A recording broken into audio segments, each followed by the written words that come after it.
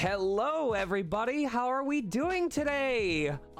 Okay, you get a little sneak peek. Look, we all know how much I love things with antlers, and we have a special guest with us here today. I'll introduce in just a second, but look at that design! Oh my god! Look at that stupid smile on his face. This is why my avatar is always smiling. Oh my god, he's got the little blue mohawk, and he's got the grin that's just like, I don't bite, please don't hurt me. A lot of lagging? Interesting. Okay, let's see if we can fix that real quick. Let me check my feed. It's not showing any lagging on my end. I'm getting a very clean 1925 kilobytes per second. I'm not showing any dropped frames at all. Put those grippers away.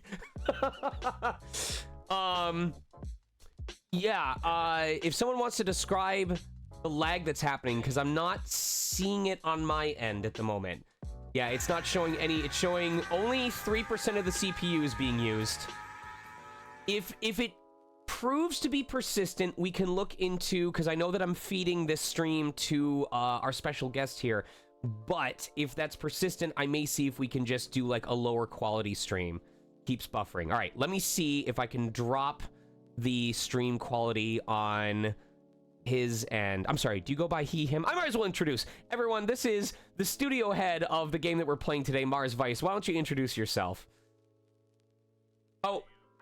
And I go he, they. Oh, okay, thank you. And it's Ruri or Ruari? I know that some people, it's not the first time I've seen that name, believe it or not, but it's Ruri, you said?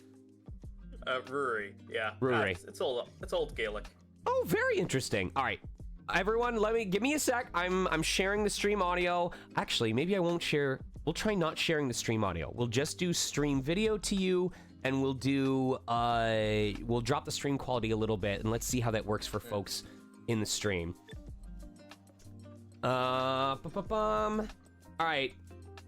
If folks want to do a quick test for me real quick, make sure that, see if that's running any better. I'm very surprised, because normally when we get this kind of stream lag, it is immediately evident on my side of things, but my OBS is saying everything is hunky-dory, so I'm worried if this is... Oh, we're good? Hold on. Is that good as in the lag is gone, or good as in we're doing well?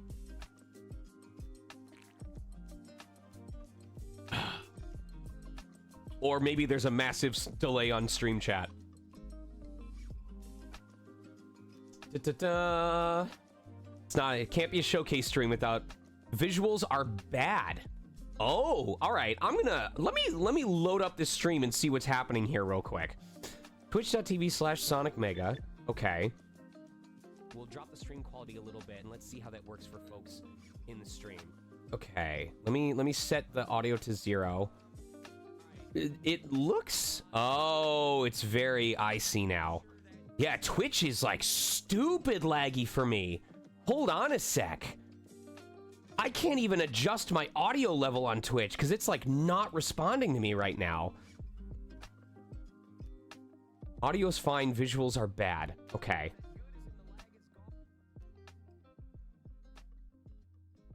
Things seem to be okay. Okay, I think it's better now. I think it's slightly delayed, but it is better now. Let me see how far behind we are. It's about 30, 40 seconds behind. Definitely delay. Very interesting. All right. Because I want you to read along with me, so I don't want you to lose access to that. It works for me now. Okay, we'll start with this and see how it is. Even if it's like a 30-second delay, that's just how it is sometimes. So anyway, everyone, my name is sonicmega. I'm sure many of you know me. You're from my community. You also know that I have been stupid busy lately. In fact, with major kudos to Ruri for their patience. The reason why we're streaming this today is because Ruri basically locked in this date like a whole 2 months in advance, and I promised I would honor it. In fact, this wasn't even the first day. This is the second day because, Ruri, wasn't it like less than 24 hours after we agreed on a date and time, I had to come back to you because a client had emailed me and had a very specific time slot to ask for that happened to overlap with this?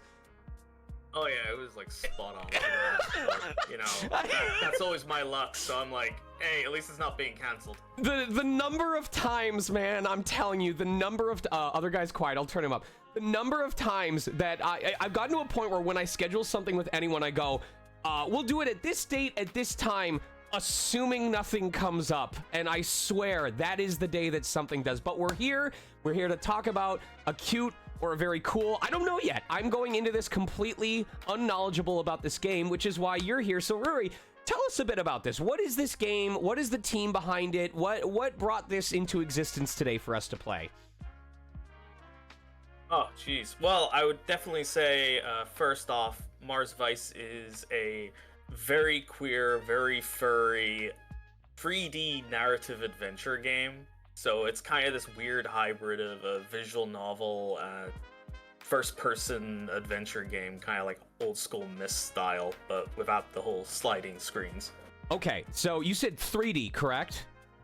Yeah. Now it's all first person. That's extremely important to me because as someone who voiced in furry games in the past, such as Winds of Change, and many people know Dust and Elysian Tale, those also have furries, but all the furries are 2D. Now, the fact that we are venturing into 3D means there are endless possibilities available with the advancement of this tech, but one extremely important question remains. Can the dog pet me? I'm not getting into spoilers on that one, but, I mean, if people's played the game, they might have an opinion on that, but, I will say, the characters themselves are 2D. In fact, I would say, if you want to think, like, how this is going to visually look, I would say think about, like, what if Doom Classic, but if, like, you know, everything wasn't pixel sprites. Can I run Doom within Mars Vice? Like, is a future patch going to give us the ability to, like, boot up a computer in someone's office and play Doom on that? Oh, we were really close to actually getting the prototype for the game put in on a computer for people, but that prototype is so broken. Oh, that's so funny. I don't think we would have got away with that one. That's so funny. All right. Well, I think I don't want to spend the whole 2.5 hours that we've got just basically sitting here on the title screen. So what I was figuring was, since it sounds like there's visual novel element to it, how did you want to do this? Do you want, excuse me, soda burps. Do you want me to narrate all of the characters? Are there any characters you want to be in charge of? Do you want to just literally do a 1-2-1-2 where every time a new character shows up, whoever didn't voice the previous one voices that one? Oh, jeez. Now I feel like I'm being put on the spot here. You don't have to. Have to do voice acting chops. I am the professional. So if you would feel cozy just being the background person who like shares info about the game, I'm more than happy to take over for that. I'd love to hear your interpretations of these characters, frankly. Ooh, the challenge. All right, everyone. Well, like I said, I'm not sure what to expect. I'm hopping into this brand new. I'll probably stop every so often to check chat as well, but this is Mars Vice, and we're gonna explore it. So let's get started. All right, I should probably mute our. We already became fast friends over our love of chill hop, so I'm glad that we have that agreement. Anyway, Mars Vice time. Let's get started. New game. Ooh, the camera tilt. A bot. Oh, she is not happy about my Team Fortress 2 win rate. This is crafty. I like this.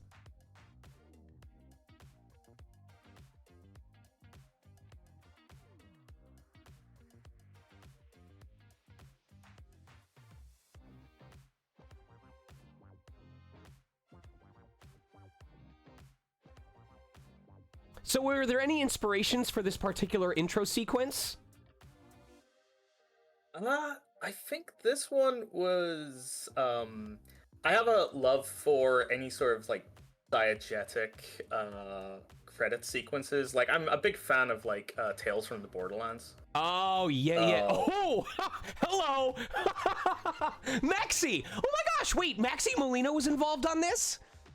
Maxi was our art director and also done quite a bit in narrative and other areas of the project. Oh, that's incredible. So you're familiar then with the Hayseed Knight? I actually reached out to Maxi forever ago because of the Hayseed Night, and I saw how good the characters were done, and well, everything, to be perfectly frank.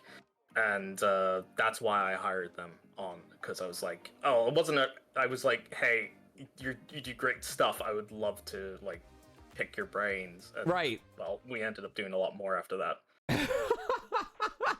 That's so cool. Well, for those of you who haven't checked out Maxi's other work, including the Hayseed Night, I strongly recommend it. Hayseed Night was a game showcase that I had done quite a long time ago that was fully voice acted and was an absolute blast to play through. And that's why I'm equally glad that we're seeing more of this type of project showing up just in general. The fact that we have furry games on Steam, the fact that we have them on major consoles on Nintendo Switch is nuts to me, and I'm so excited to see how that develops in the future.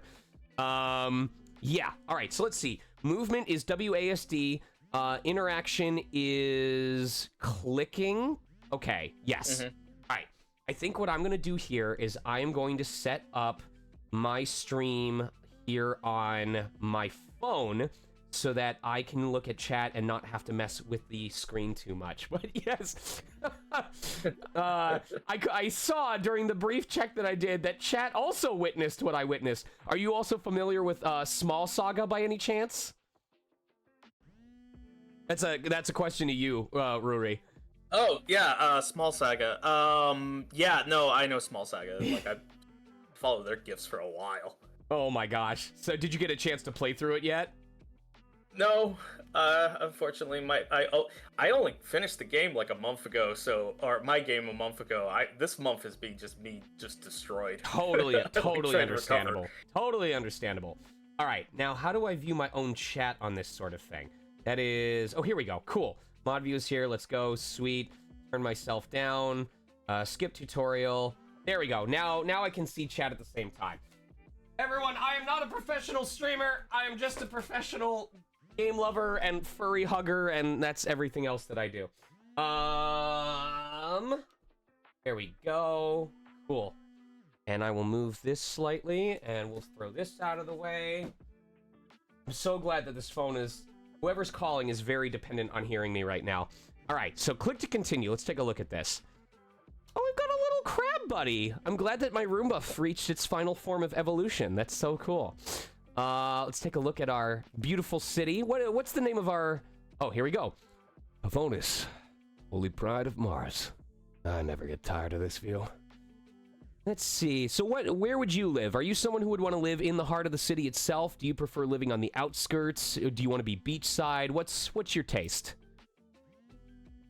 For me, yeah, I'd probably be living in like the old city section, so way more into the mountain itself. The rural kind of like hermit lifestyle.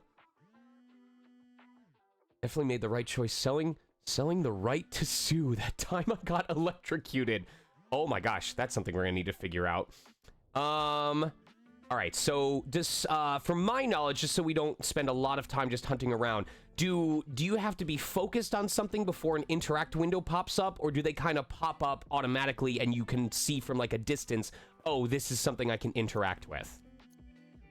Okay. So I would suggest the first thing you should do is interact with the phone, because you'll get hit with another tutorial directly afterwards, and you'll be able to then use your phone, because we have a kind of scan system to show you everything that's interactive in the room. Interact so with my phone. Pixel hunting. Okay. And my phone is... The thing buzzing on the other side of the room there. On the other side of the room? Like over here? Where was it in the intro? Why would this man... You don't bring your phone with you to bed? Like, my phone goes with me everywhere I go. It's practically glued to my palm. Are you kidding me? Dax barely got to his bed. Look, all I'm saying is, I'm looking at this screen. I don't know if I can even zoom in. Oh, I can crouch. All right, I'm already scared. That person looks very upset with me, the boss man. I'm already standing within sniper distance of a window, and just something, I've got bad vibes about picking up this phone this early into the game. So, oh my gosh. Robicho, where the hell are you? Director, I just got a call from our new Earther transfer. She's very confused why no one has come to pick her up from the T-port. You better tell me you are on your way. I'm scared. I don't want to answer her yet, so I'm gonna I'll deal with it later. That's no. Oh God, she immediately called back. Oh, that's a problem. I'm gonna just say it was a tech issue. Daxton, did you just hang up on me? I can see how you may have gotten that impression. Do you even want to keep your job? Yeah. Go. I don't want to keep her waiting any longer. Don't think you're off the hook, though! Dial tone. He hung up. New partner. Exactly what I was trying to forget all weekend. Great. The boss is just gonna use this as another excuse for why I need a babysitter. Do my job more than fine on my own. Thank you very much. Who even video calls their workers anymore? This is power abuse. I'm nobody's chauffeur. He shows fur, though. After briefly pondering the many times he's been late to work in the last month, Dax looks around his room. Chat going, "You're fired!" Bang! That is, so chat knows me for one thing in particular, Ruri, and that is, if there is a secret passage or a secret ending to a game that requires you to do something incredibly stupid or unintuitive, I will be the person who discovers that on the very first playthrough of their game. Like, there was a game that I tested several months ago where within 5 minutes of playing it, I found a weak spot in a fence that was supposed to act as like a barrier to progressing the game that allowed you to skip the entire beginner tutorial. Like, unintentional skip. So, chat has come to learn that, like, if there were an ending to this game that involved you doing a specific set of actions that led you getting sniped through your window, I would somehow find that in the first 10 minutes. Hey, like, I'm an ex-QA for many, many years. I fully understand this feeling. That was one of my first jobs, was doing QA for NIS America. Did you ever play Dragon's Crown by any chance? Oh, jeez. No, I never got around to playing that. Just basically saying, like, that was my magnum opus, was figuring out ways to get the text in those games to break. And sometimes it was hyper specific, but from one QA to another, thank you for your service. Likewise. I better find my clothes before she calls again. Do we have to, though? Do we have to find his clothes? I feel like that should be a choice. Yeah. We had that debate. Whether or not, like, he could just leave without his clothes, but we would have to draw a lot more of that sprite, and we were like, yeah, no, it's not gonna work. Oh, that's so funny. Also, I don't think I turned captions back on. There we go. Now captions are back on. Good thing I checked my own stream. All right, cool. So let's see. Task tracking. You can hold in order to look at it. Interactive points. Oh, cool. Oh, that's like AI the Somnium Files. And yeah. Oh, I'm already a big fan of this. Cool. All right. So, that's just Dex had a really, really interesting weekend. Yeah. You think? Oh my gosh. There we go. Tasks. Grab your clothes. All right. Well, I'm gonna explore this room a bit. So let's see. There's anything in here, or? Oh, they show up when you hold up that's really intuitive. I think that's really cute. All right. So let's see here. I want to look to your left or right when you press those. Okay. We're gonna. Oh, it opens the shades. Yep. Oh, that's creative. All right, well, we're gonna protect ourselves from any snipers that may decide I'm not making good progress. So, goodbye, everybody. Now it's just me and my pants. All right, let's see. What else we got here? Okay, so there's one. Jacket and shirt all in one for the line in a rush. All right, I think we could go Disney style. Shirt, no pants. That's pretty classic. Oh, it's unfortunate that I found this. I don't. Well, everyone, it's been a fun stream. We have about 2 hours left before I need to go, which is just about the amount of time that I'm gonna need to properly appreciate how lovingly this rose is detailed. Like, beautiful. I mean, Maxie knows how to draw a special Valentine's occasion. We're wants to reuse it. I'm a big fan of roses, but you know what I like even more? Tulips. Nice view, huh? I've always thought that the bloody lip adds a certain je ne sais croissant. Je ne sais croissant? Jimmy, have you enjoyed your lying croissant? That's so funny. We got a little plant thing. Oh, a car. Looks just like the real thing. Very cool. I love him like my own child. Not like cleans under the toilet seat. I love him more. That's to operate those things. Is it the same? They operate on both sides? Yes, it does. All right, what else we got here? We've got leftover pizza. What if I brought some cold breakfast pizza for the newbie? That's what cool seniors do, right? What's your favorite pizza toppings? Are we seeing into your personal life here, or was there a debate about which toppings to have on this pizza? Oh, the pizza was explicitly done by, the pizza was done twice. I remember we've done the first one.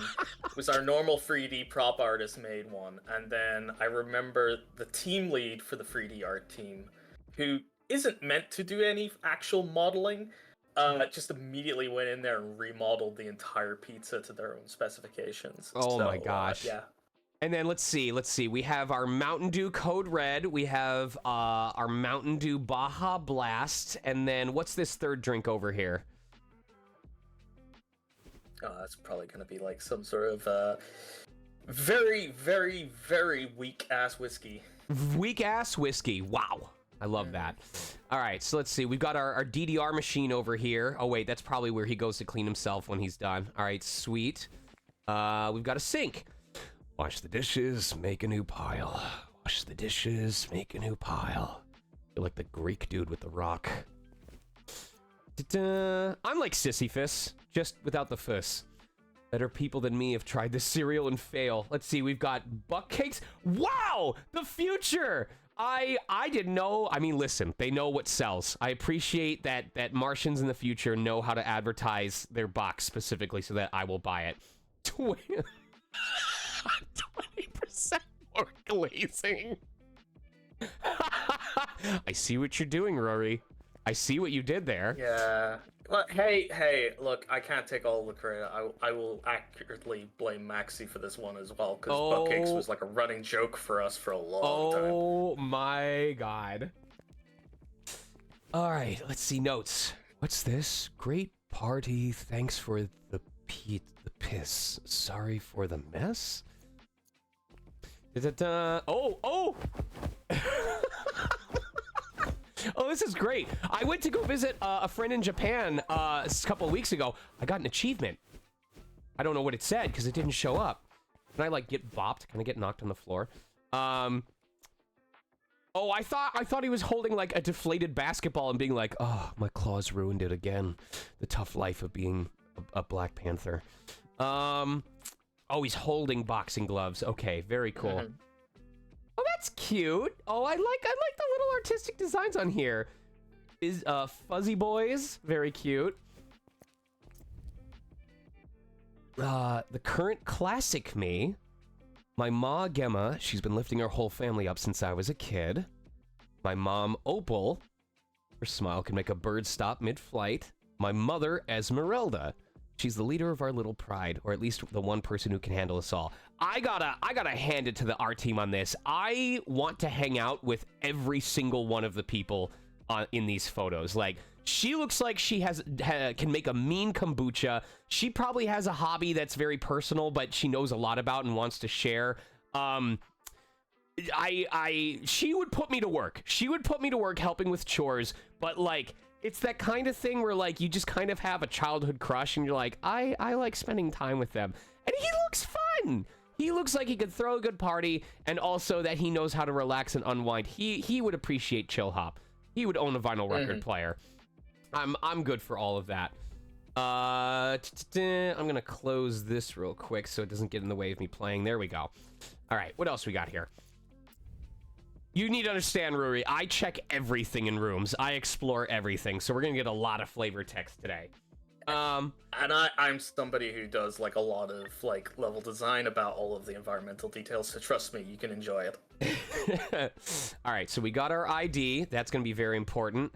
The game is probably still gonna make me wear pants. Yes! I had more rainbow than clothes on. What a day. Wish I knew what became of those boxers. Trans rights, hell yes. This is lesbian rights, correct? And then we've got gay rights. Bi rights. Oh, my apologies.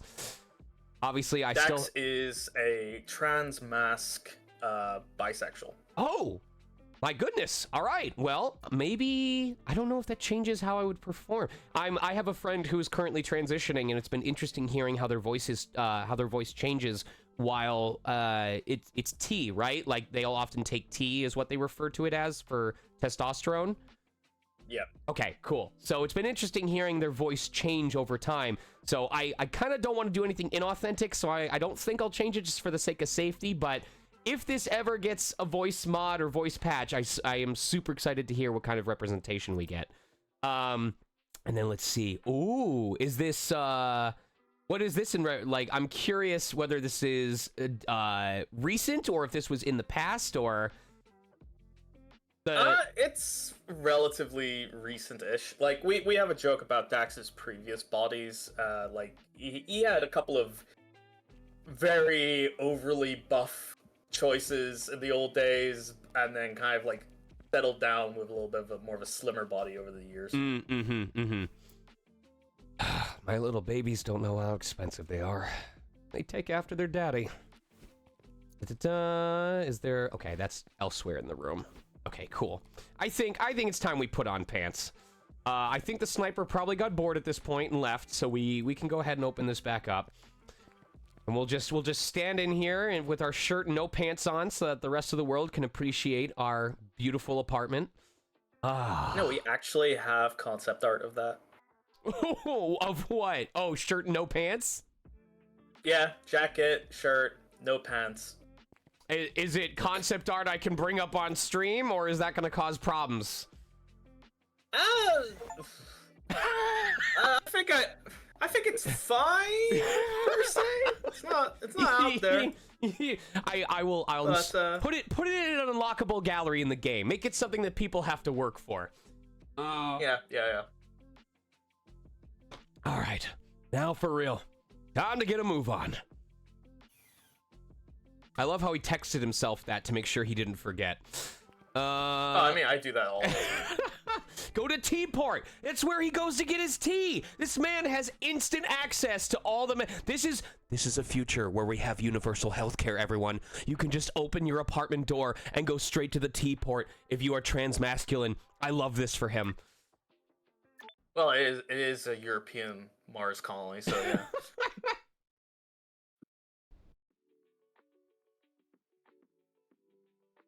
Oh, that is such a mood. Avonis transference port. Dax saunters into the transference port, the place where all travelers emerge. All right, Dax, maybe it's not so bad. Work partner means someone I can show the ropes, who will binge cop shows with me over paperwork, and appreciates my jokes. A lot more than the rest of the office. I need to look forward to. Not at all a pain in the ass. Just, gotta find her first. After his little self-pep talk, Dax approaches the help desk in the best of spirits. Hi. Hello, dearest traveler. Welcome to the Red Planet's gateway to the galaxy, the Transference Port. Save the spiel for the tourist, pal. I'm from here. Martian or Earther, no one can never know too much about the Red Planet. You gotta say Red Planet X times a day to meet a quota or something? Of course not, sir! I'm just perpetually excited about our beautiful Red Planet! Mm-hmm. I was always excited for my shift at Shoebox, too. Is there anything I can assist you with? Actually, yeah. I'm looking for someone. You gained a new keyword, Earther. Keywords are unlocked through dialogue. Click to use them at the start of a dialogue to learn more. Oh, and this is reminding me about 13 Sentinels Aegis Rim.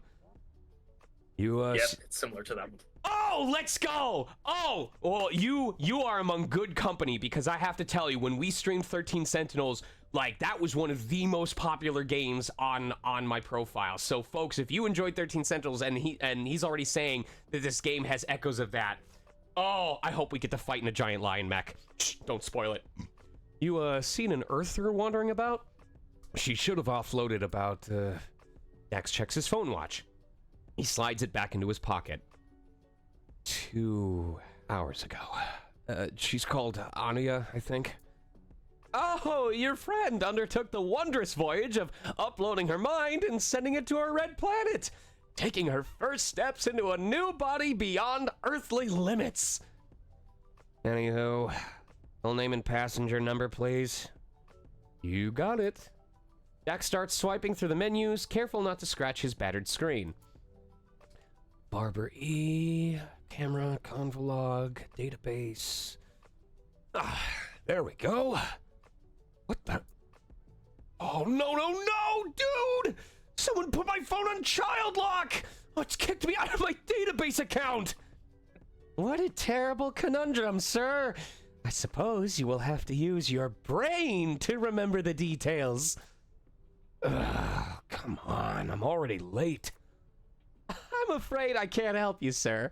I am not allowed to resell passengers' location data to unauthorized parties. Not even to a CIO officer? A what? Never mind.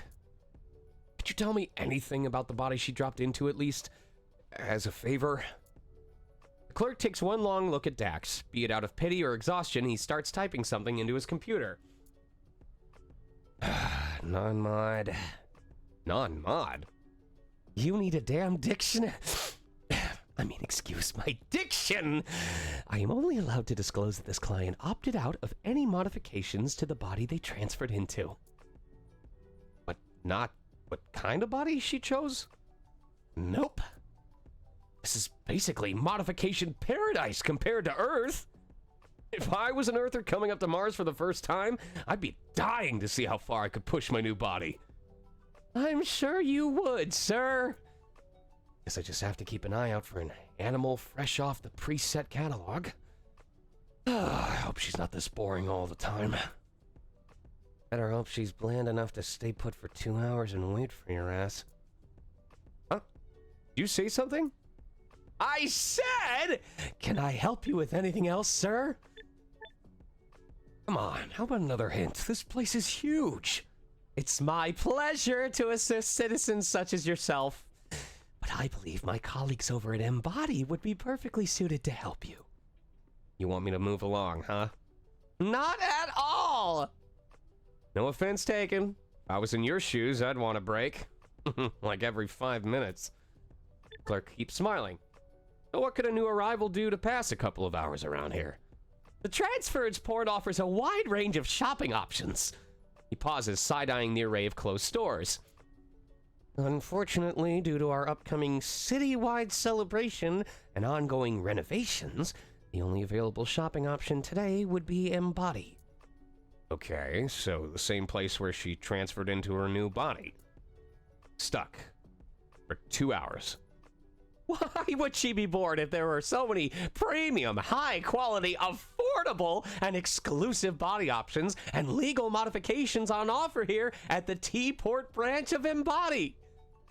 Embody really secured themselves one hell of a brand partnership for you to big them up this way, huh? I don't know what you mean, sir. Clerk's grin cracks, just ever so slightly. I think I'm good. I'll see if I can catch her snooping around the T-Port. Have a day as great as our planet. So how long has this game? Is that a servo?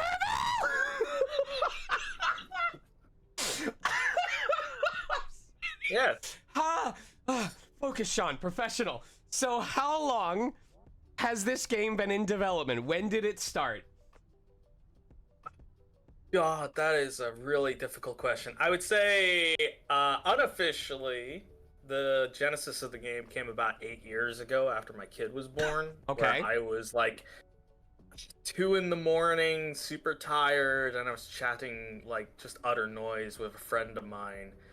And basically, I bet him that I could come up with a better concept for a space lion than some terrible ancient, like, DOS era video game we were complaining about. And I said, yeah, I could make one better if I just put, like, sunglasses on him. So, and he agreed. And I ended up the next day poking a friend of mine, and they basically drew the original concept piece for Dax, and yeah, the game just kind of like evolved from there.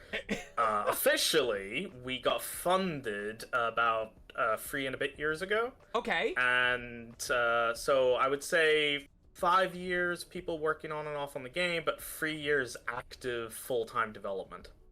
Wow. And it's done now, right? It's out and released and people can get it? It is out, it's released, it's fully playable on Steam and Steam Deck. So cool. I have a Steam Deck, so I need to start using it more often. Are there any plans for additional content, or is this just basically a whole complete experience that is done and published, and now the team is gauging response and like planning for their next thing? Oh, I know, like, some members of the team have been, like, chomping at the bit to, like, go back in and, like, do some additional work, but at the minute, it's basically me trying to work out our next phase, because, if you want to know something funny, yeah, you're looking at a game that was primarily funded by the German federal government. What? Like, the actual German federal government? Yes.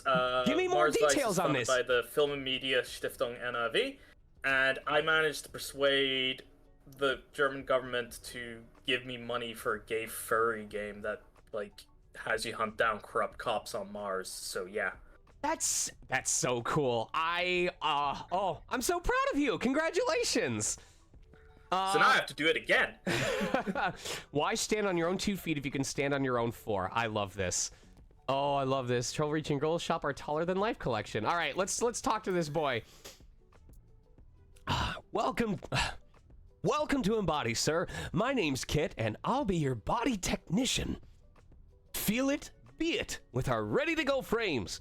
Now, are you here to body or modify? You gained a new keyword, body shopping. Okay. Ooh, don't mind if I... Wait, no, Dax, focus.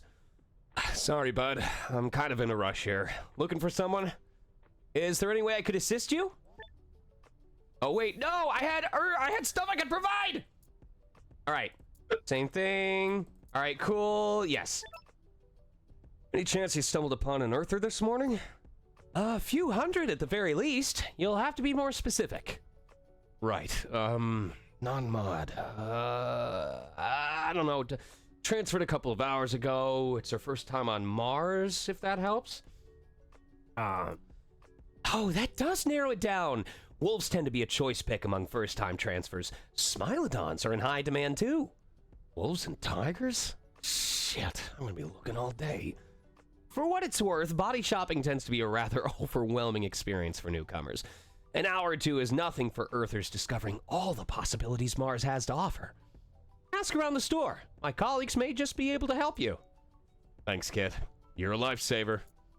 Is there any way I could... So, another question that I see in chat, I almost missed, was, so you were talking about how long it's been in development, and obviously as you're developing it, you think, oh, we can implement this. Oh, what if we made this better? As artists, I'm sure at some point, artists always have this feeling of, my style has improved over the last couple of years, and now I want to go back and touch up on these things that I originally drew.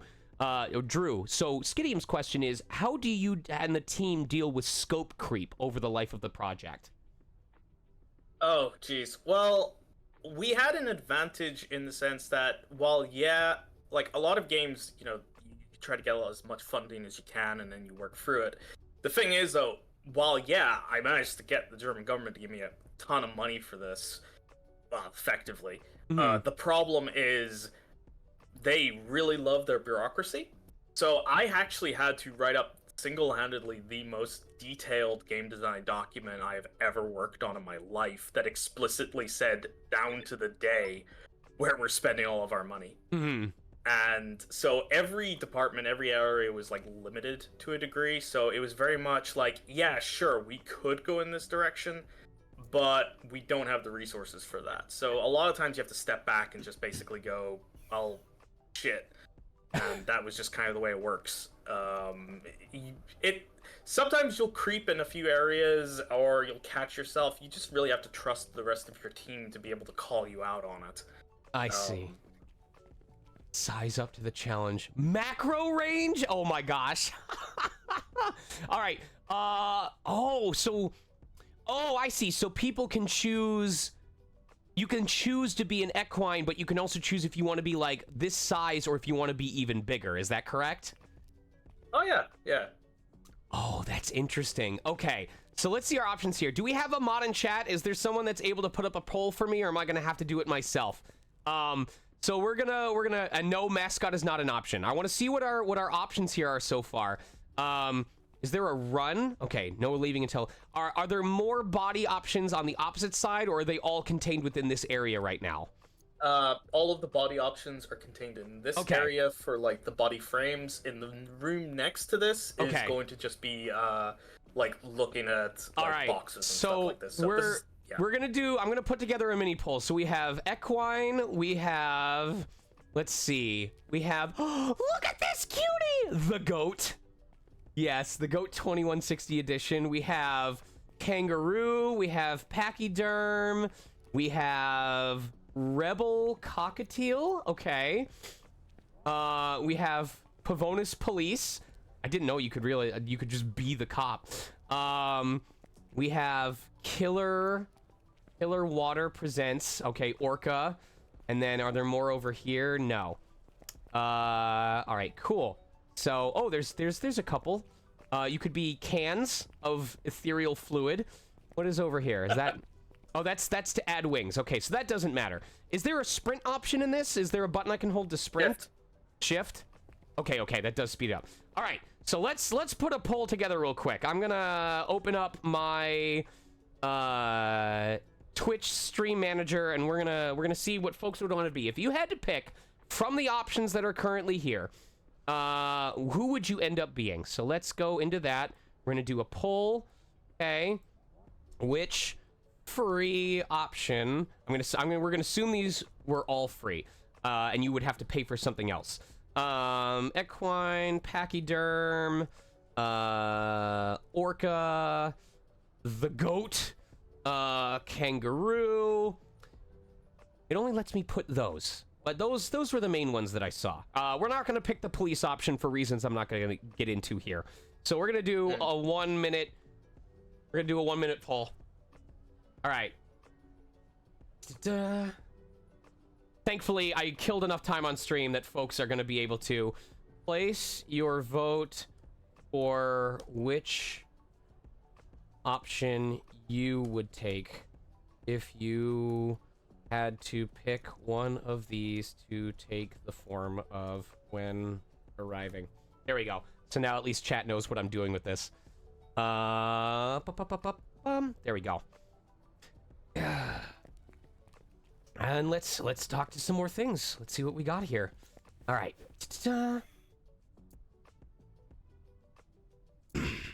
I see you admiring our latest horse frame. Sorry, you were saying? Ah, yes, our The Stallion. How dare you, Ruri? How dare? Has that effect on everyone. It does have amazing hair. Its mane is incredibly thick and silky, specially formulated to smell like a gentle breeze. Must feel great between your fingers. Like freshly washed sheets in a hot summer night, sir. I mean, look at those pecs and shoulders. Oh, it looks like it's been designed for cuddles. Like the gentle caress of a departed lover who has just returned home after a decade. Ah, and just imagine the smell of that musk. And the quads. They look like tree trunks. Just between you and me, I once saw this model crush 2 watermelons with its thighs. And that was just the small size. Let's see what people voted. We had 6 votes for the goat, 5 for the kangaroo, 3 for the orca, 2 for the equine, and 1 for the pachyderm. Goat was very popular. We found, oh no, hold on. I dragged my own stream thing. Let me see if I can fix that real quick.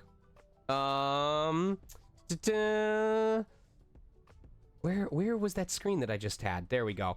I accidentally clicked on the side and dragged it, and now it should be fixed. Yes, now we can drag it over here. Cool, we're all good. All right. Oh, Jupiter. I'm gonna have to ask you to refrain from drooling over the display floor, sir. The flavor text in this is gonna mess with me so bad. Same thing? Yes, okay. Basically, cool. same conversation. Yeah, you can hold down the, Very cool. Thank you very much. All right. I'm not friends with any Anius, mister. You know, when I got my first new body, there were all sorts of changes. You'll get used to them. Excuse me? Who might you be? Oh, he's got a little ice king. I want it. No, stop walking away from me. Give me a lick. God damn it. All right. We have to head it to Bracker. Looking for an Earther. Nope, I'm from Olympus. Ah, so we've got human characters here as well. Orca bathwater.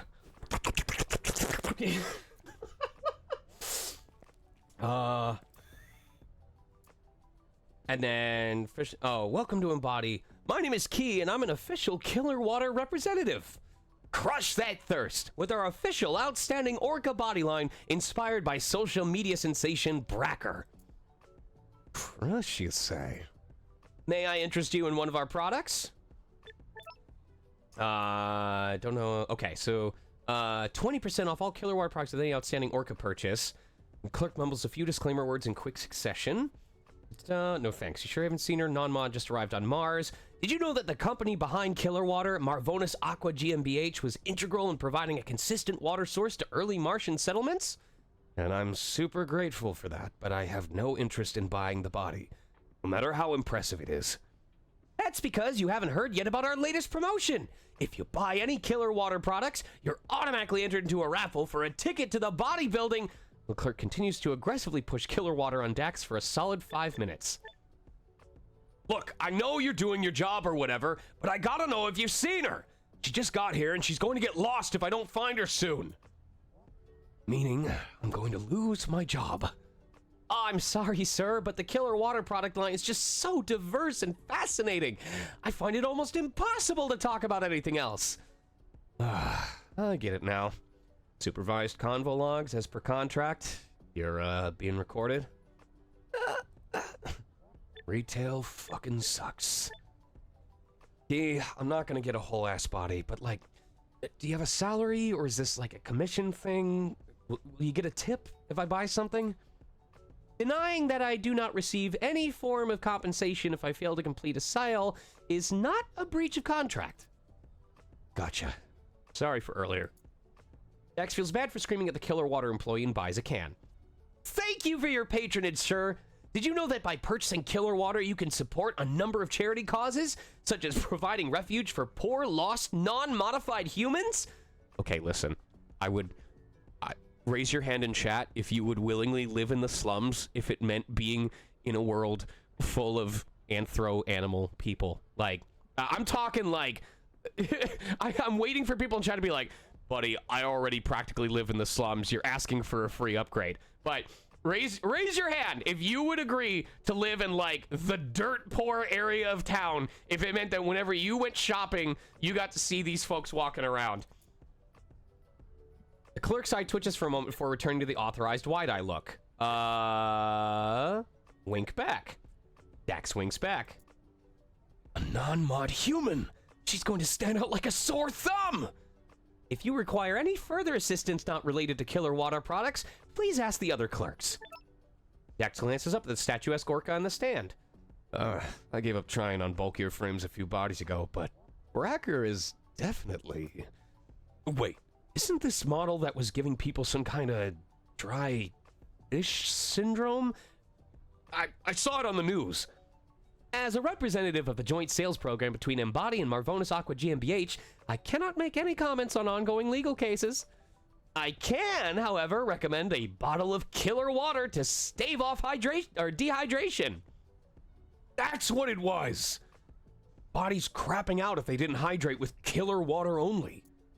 Well, it's no wonder. Killer water provides the fuel needed to nourish a killer body, which is how Ms. Bracker has maintained her Ms. Bracker, her bodybuilding champion title multiple years in a row. Also, chat is like all raising their hand to that. Yeah, I'm seeing that. Now, can I interest you in a fresh bottle on the house if you drop this conversation? If you require any further assistance, we're good. Okay, cool. And then we... Okay. Ask the clerks about the Earther. All right, cool. Sample frames for a badger and a coyote proudly displaying their Pravonis PD uniforms.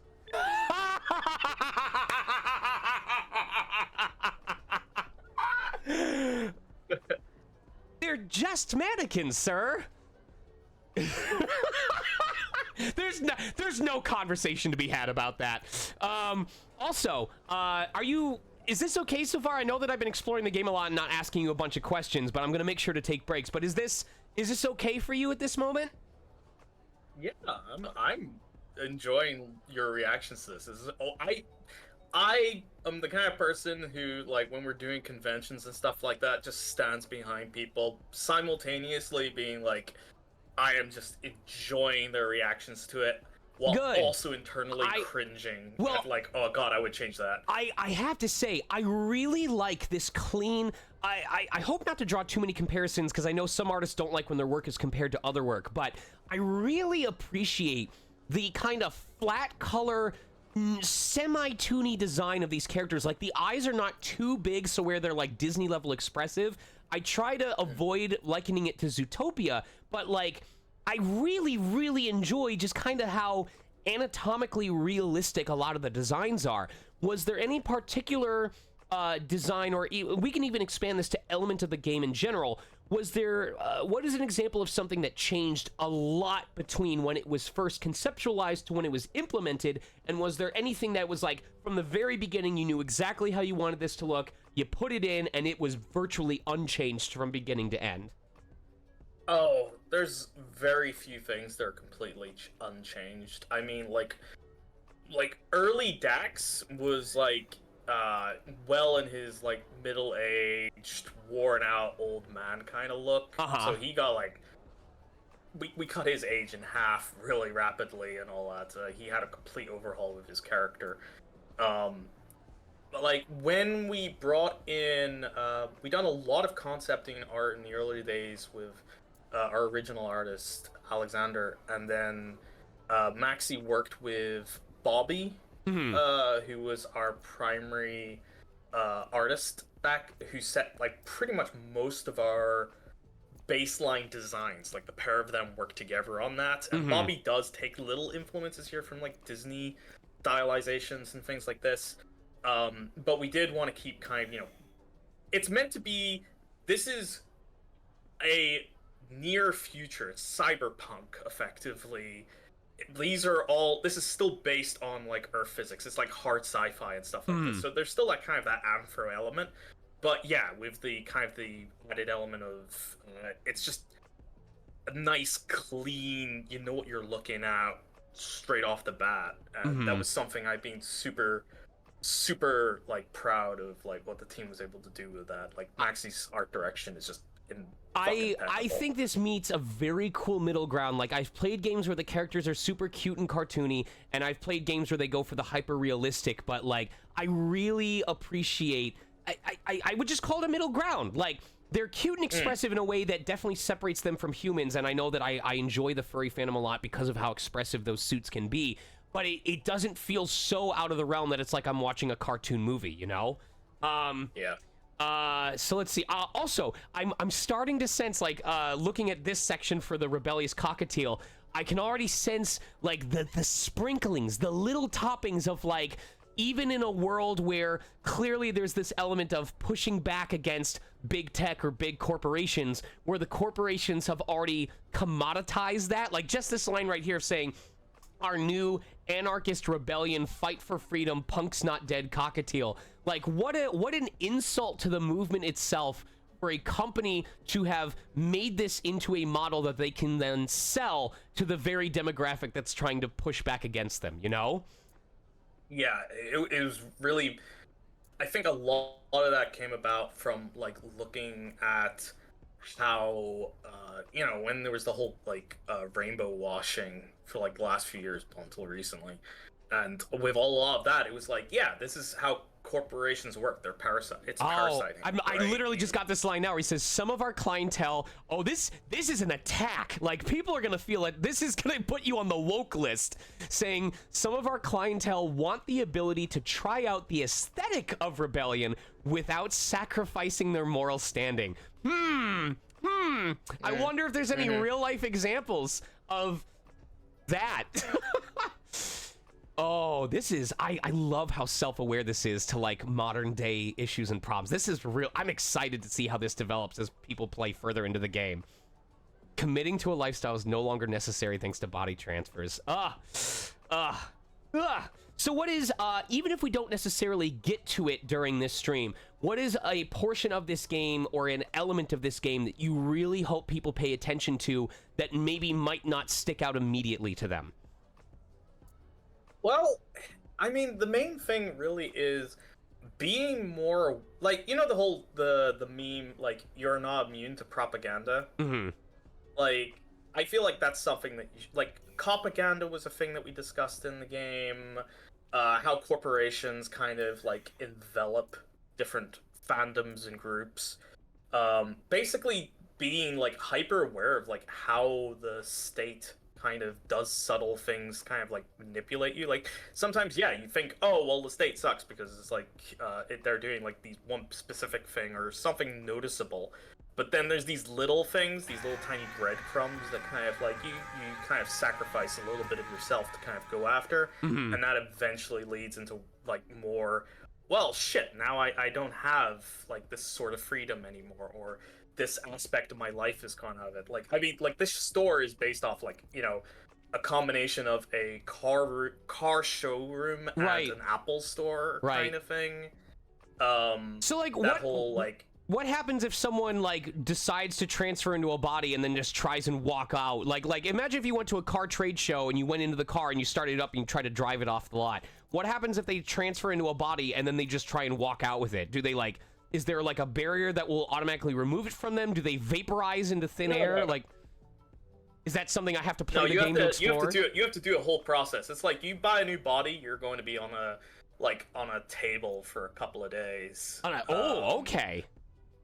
Because it's like a whole upload process, because it's very Ghost in a Shell kind of style with a lot of systems. But, but basically they do a full body transfer and a mind transfer specifically. So there's a lot of questions that can come up with that, and some people have picked up on like the horror of it. Is it you said, is it Maxi who designed these characters? Maxi was the art director. But it was a combination of them and several of our team doing like. Tell your art team I'm extremely pissed off, because not only did I immediately connect with this dude, you know, because of Pommy, but like I would want to be him for a couple of days and go to like a furry convention and get all the cuddles in the world. I would want to be them for a couple of days if I need to work on something that's hard labor. I want to hang out with him and just give him all the head pats in the world. Like, I am very quickly developing a crush on literally every single design that I'm seeing in this game. And that's not fair, because I don't have enough time in this human lifespan in this world to finish daydreaming about every single scenario that this game is presenting to me. So screw you, art team, and also good job. I will definitely pass that along. Petromods. Oh, that's cool. Oh, he looks cute. Shh, not so loud. Just make like you haven't seen me, Dax. Why are you here? I never thought I'd catch you in a normie shop. What are you up to? Scoping out the competition? Competition? How dare you lower me to corporate level? No, I'm just trying to get a sense for the latest developments on moisturizing chemical coating. Sorry, I'm kind of in a rush right now. I'm looking for an Earther friend. You seen a non-mod anything around? Non-mods aren't really my area, Dax. Getting inspired? Only insofar as technology is concerned. Their aesthetics are pitiful. Psst, drop by the store sometime soon. I have a whole new selection of fish with your name on them. Let me in!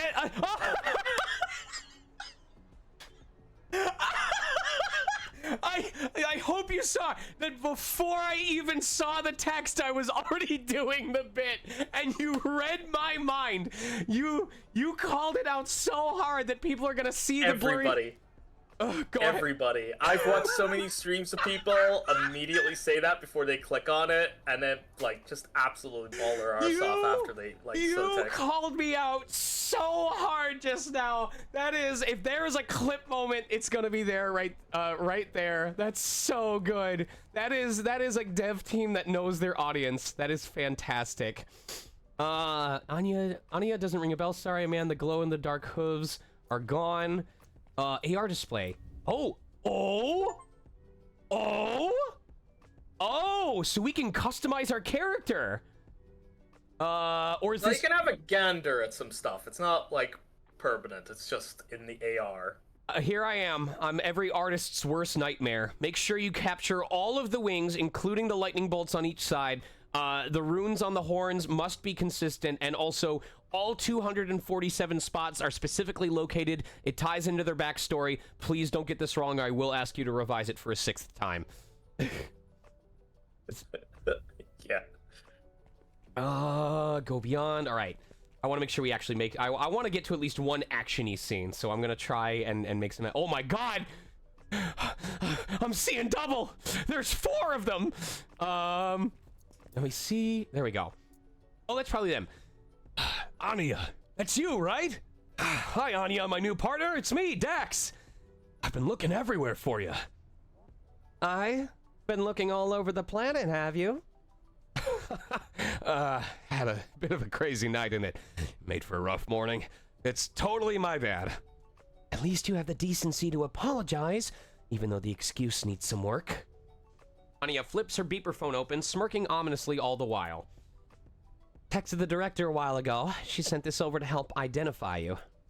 She flips her phone over to show an extreme close-up of Dax's snout. Do you have furries on your phone? I feel like it really puts the whole weight in context. You could have just jumped on the tram, you know. My newly cloned self on a planet I've never set foot on after spending 2 hours ogling random lion men? I don't think I'm fit to figure out a new public transit system right now. I'm a public transit system. I want every character in this game to ride me. Oh, jeez. Hey, I don't want to get off on the wrong foot. Can we start over? Anya gives a brief sigh. Ask me again after breakfast. I need to get the hell out of here. We're taking my car. We just need to trek to it first. After you. You mind if I take one last look around at the T-port before we leave? I don't get many excuses to visit. Sure, why not? It's your neck on the line, not mine. I'll just sit here, alone, on Mars, starving. Awesome. Be back in a sec. I wanted to check out... Oh, okay. Ah! They're so cute! They're so goddamn cute! Alright, I want other people to explore this text for themselves, so... Oh! Here we go. Just sneak behind, see if there's anything... See, this is where I would find, like, a little hidden trophy, and there would be, like, flavor text or something like that. Bulk. Oh, someone's taken the bone-growing juice. Alright. Okay. Let's talk to Anya. You know how grave the situation is, yeah? I'm melted. I will die if I don't get my hands on some tea soon. Forget getting fired. I'm taking you to hell with me if I die from decaffeination. It's a long drive all the way to the office, but you can tell me all about the trip over on the way there. Grand. All right, we're making progress. Only took an hour.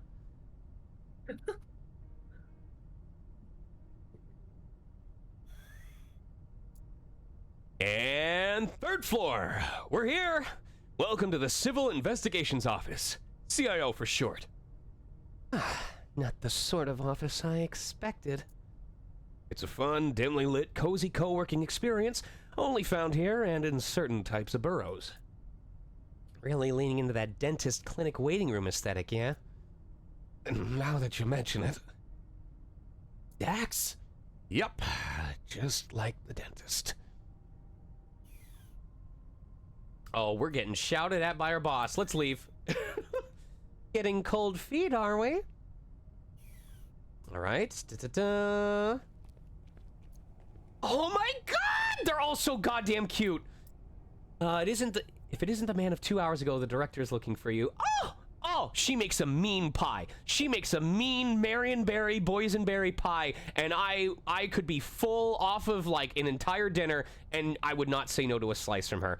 This woman makes, or person makes, the best pie in the world. That's a guarantee. Killer. Ooh, the hum. That is. Oh my god, it's the Desert Bus Street. I'm so glad that they collaborated with you.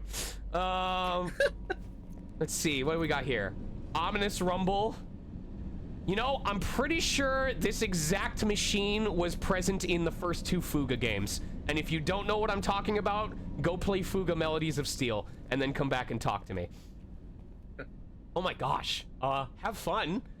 I'm sorry, my wife is coming to say goodbye, and she is such a goth boy right now. Like, you want to talk about people who could present as either gender? Like, holy shit. And she's got the mega low punny ripped tights. That is Midwest emo? Yeah, Midwest emo. I am the luckiest fucking man on this planet. Can I take a photo? Like, please? Okay, well, can I take you? Yeah, do this. Oh my god, can I show you on stream? Chat, I am going to, like, this is someone, like, here's my unfounded request. If you find a reason to put another human NPC in the game, I am not kidding, Ruri, when I say this. Based off of this image. I am not kidding when I say this could actually qualify to fit within your universe. I have to find my own stream. Ever since I took it off the shanks, I can't find it anymore. All right, I'm sending it to main chat, and then I'm going into my Discord, and we're gonna save the image real quick. Ba-ba-bum. All right, you can't see it. Let me copy image and send it to you over my DMs. There you are, Ruri. Here's what she looks like. Look at this once it uploads, because it's taken forever. It looks so good. What are you talking about? Horrid. Where can Send it just to my Telegram and I'll save it. I'll trust your judgment. I want you to be the center of the photo. I'm the center of the photo. Da-da. All right, make sure chat is up there so that we can see that. Okay. Are you sending it over Telegram? Yeah. All right. Okay, cool. Let me bring that up. It's taking forever. I'm on a time limit. Send it sooner. All right, cool. Save that. Downloads. Okay. I'm uploading both because I believe in my artistic vision. So we'll save that. Save that as well. If it brings up the download page. There we go. Downloads. All right, cool. Chat, you need to check this out because holy crap. OBS. There we go. Upload image. Yes. Can I upload both at the same time just to save myself time? No, it's... I know, but I'm showing off my wife. You tell me this is not post or middle of cyberpunk design. How do I have to shrink this. See, you took a photo that was, oh wait, my photo was the one that's too big. Never mind. I take responsibility for this. I take photos that are too good. Continue shrinking that. Continue shrinking. I'm not tech savvy. Da-da-da. What? This is the funny part, because my wife is so short in real life. Look at this, chat! Look at that design! Goodness gracious! So good. So good. So good. The lighting in I know the lighting in here is garbage. Alright, anyway. you should get a ring light. Love you very much. Don't get sick because of me. Off in my face. Because I was excited! Alright, let's actually make progress in this office. She's a gem. I love her. The boss is looking for you. I know, but I want you to be my boss. Please. Also, I appreciate, assuming that this is a femme-presenting individual, I appreciate that they have finally made pants that they can fit their entire hand into. Oh, she looks pissed. Oh boy. Oh boy. Can I close the shutters in this office? Oh great, now I'm gonna have 4 snipers on me. Alright. Hey, director. You're a sight for sore eyes. Hungover eyes, even. Did you polish your horns? They're looking especially shiny. We can resume this thorough ass-kicking routine after Anya has settled in, Dax. You've had us waiting long enough. I'm truly sorry for the delay, Director Ramsbot. Let me stop you right there. Refer to me simply as Director, ma'am. Or sir. Mispronounce my last name, and you'll spend the rest of your miserable stay on this red rock on my shit list. Duly noted, Director. Again, I apologize for the delay. Quit that already. I only want one apology, and it's the walking hairballs. Hey, now. I consider myself more of a walking throw rug than a walking hairball. A throw rug might have picked up its new partner on time! Not leave them wandering around the surface of a new planet like a newborn baby for, what was it, 2 hours? Please, don't be so hard on him. It only felt like, it only felt like 4. Mayhaps we've established that I am not fit to shuttle CIO members around and we'll be picking another driver henceforth. Director and Anya both turned to glare at Dax. Sorry. Back to the topic at hand. Anya, I am so glad to have a professional with your level of experience joining the team at Civil Investigations. I invited you here because, like the rest of us, you have shown a strong desire to fight corruption on every front, standing by your morals no matter what. It is a thankless and wholly unappreciated job, but someone has to do it. I hope your years of experience in the Force will help set our younger members straight. Glad to be here, Director. What? Rewind. Rewind. Anya is a cop? Since when? Internal Affairs, PSNI. I started in 2163, so that's... what? 21 years? How am I only hearing of this now? I fail to see how my civil investigator's previous career experience is any business of yours. It's everyone's business if my new partner gets in the way of me doing my job! She's one of the good ones? The one that finds the bad apples? Is that it? That's enough. We exist only thanks to the Oversight Act, a law to keep government bodies in check. That includes admin, military utilities, and yes, police. Anya's goals align perfectly with our own. Her track record in rooting out corruption in the Force is second to none. You, Dax, are our youngest recruit ever. Still have a lot to learn. I finish more cases here than anyone else! And with what methods?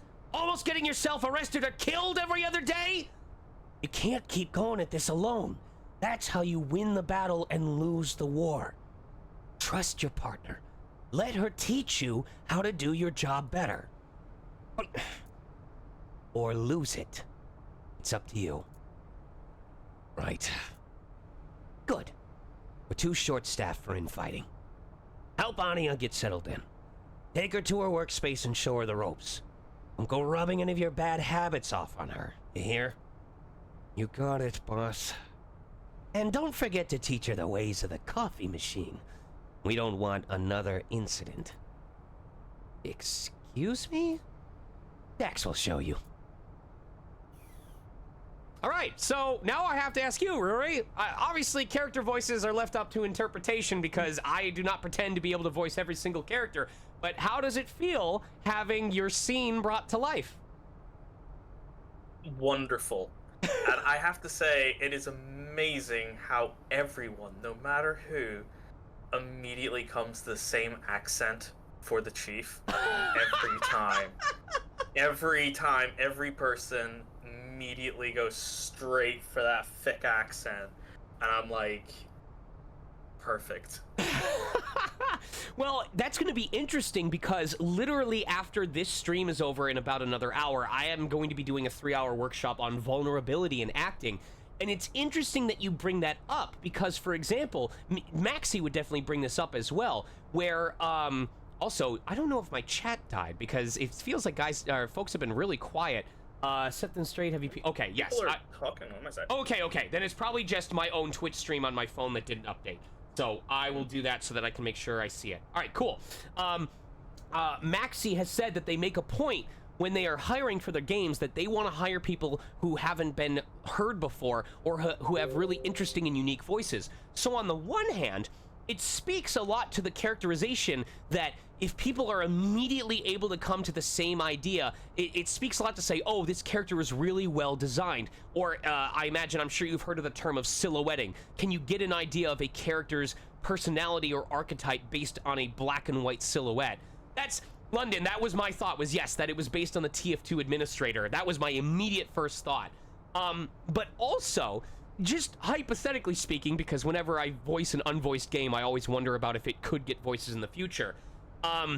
It almost makes me wonder, oh, shoot, I fell into that quote-unquote trap of giving the exact same voice that pretty much everyone else would, which then leads me to go, I wonder how others might interpret. Like, maybe she comes from a different country with a completely different accent. Maybe she comes from a country that is used to, for example, one of the examples I think of is a lot of people from European countries, or I'm trying to think of an example of a country that has very strict guidelines. Someone from Japan who goes to, say, Mexico or works in a culture where people are known to take longer breaks, where they have, I think it was saying that when you have a meeting time of like 4 o'clock in some cultures, what they really mean is you're supposed to show up at 4:45.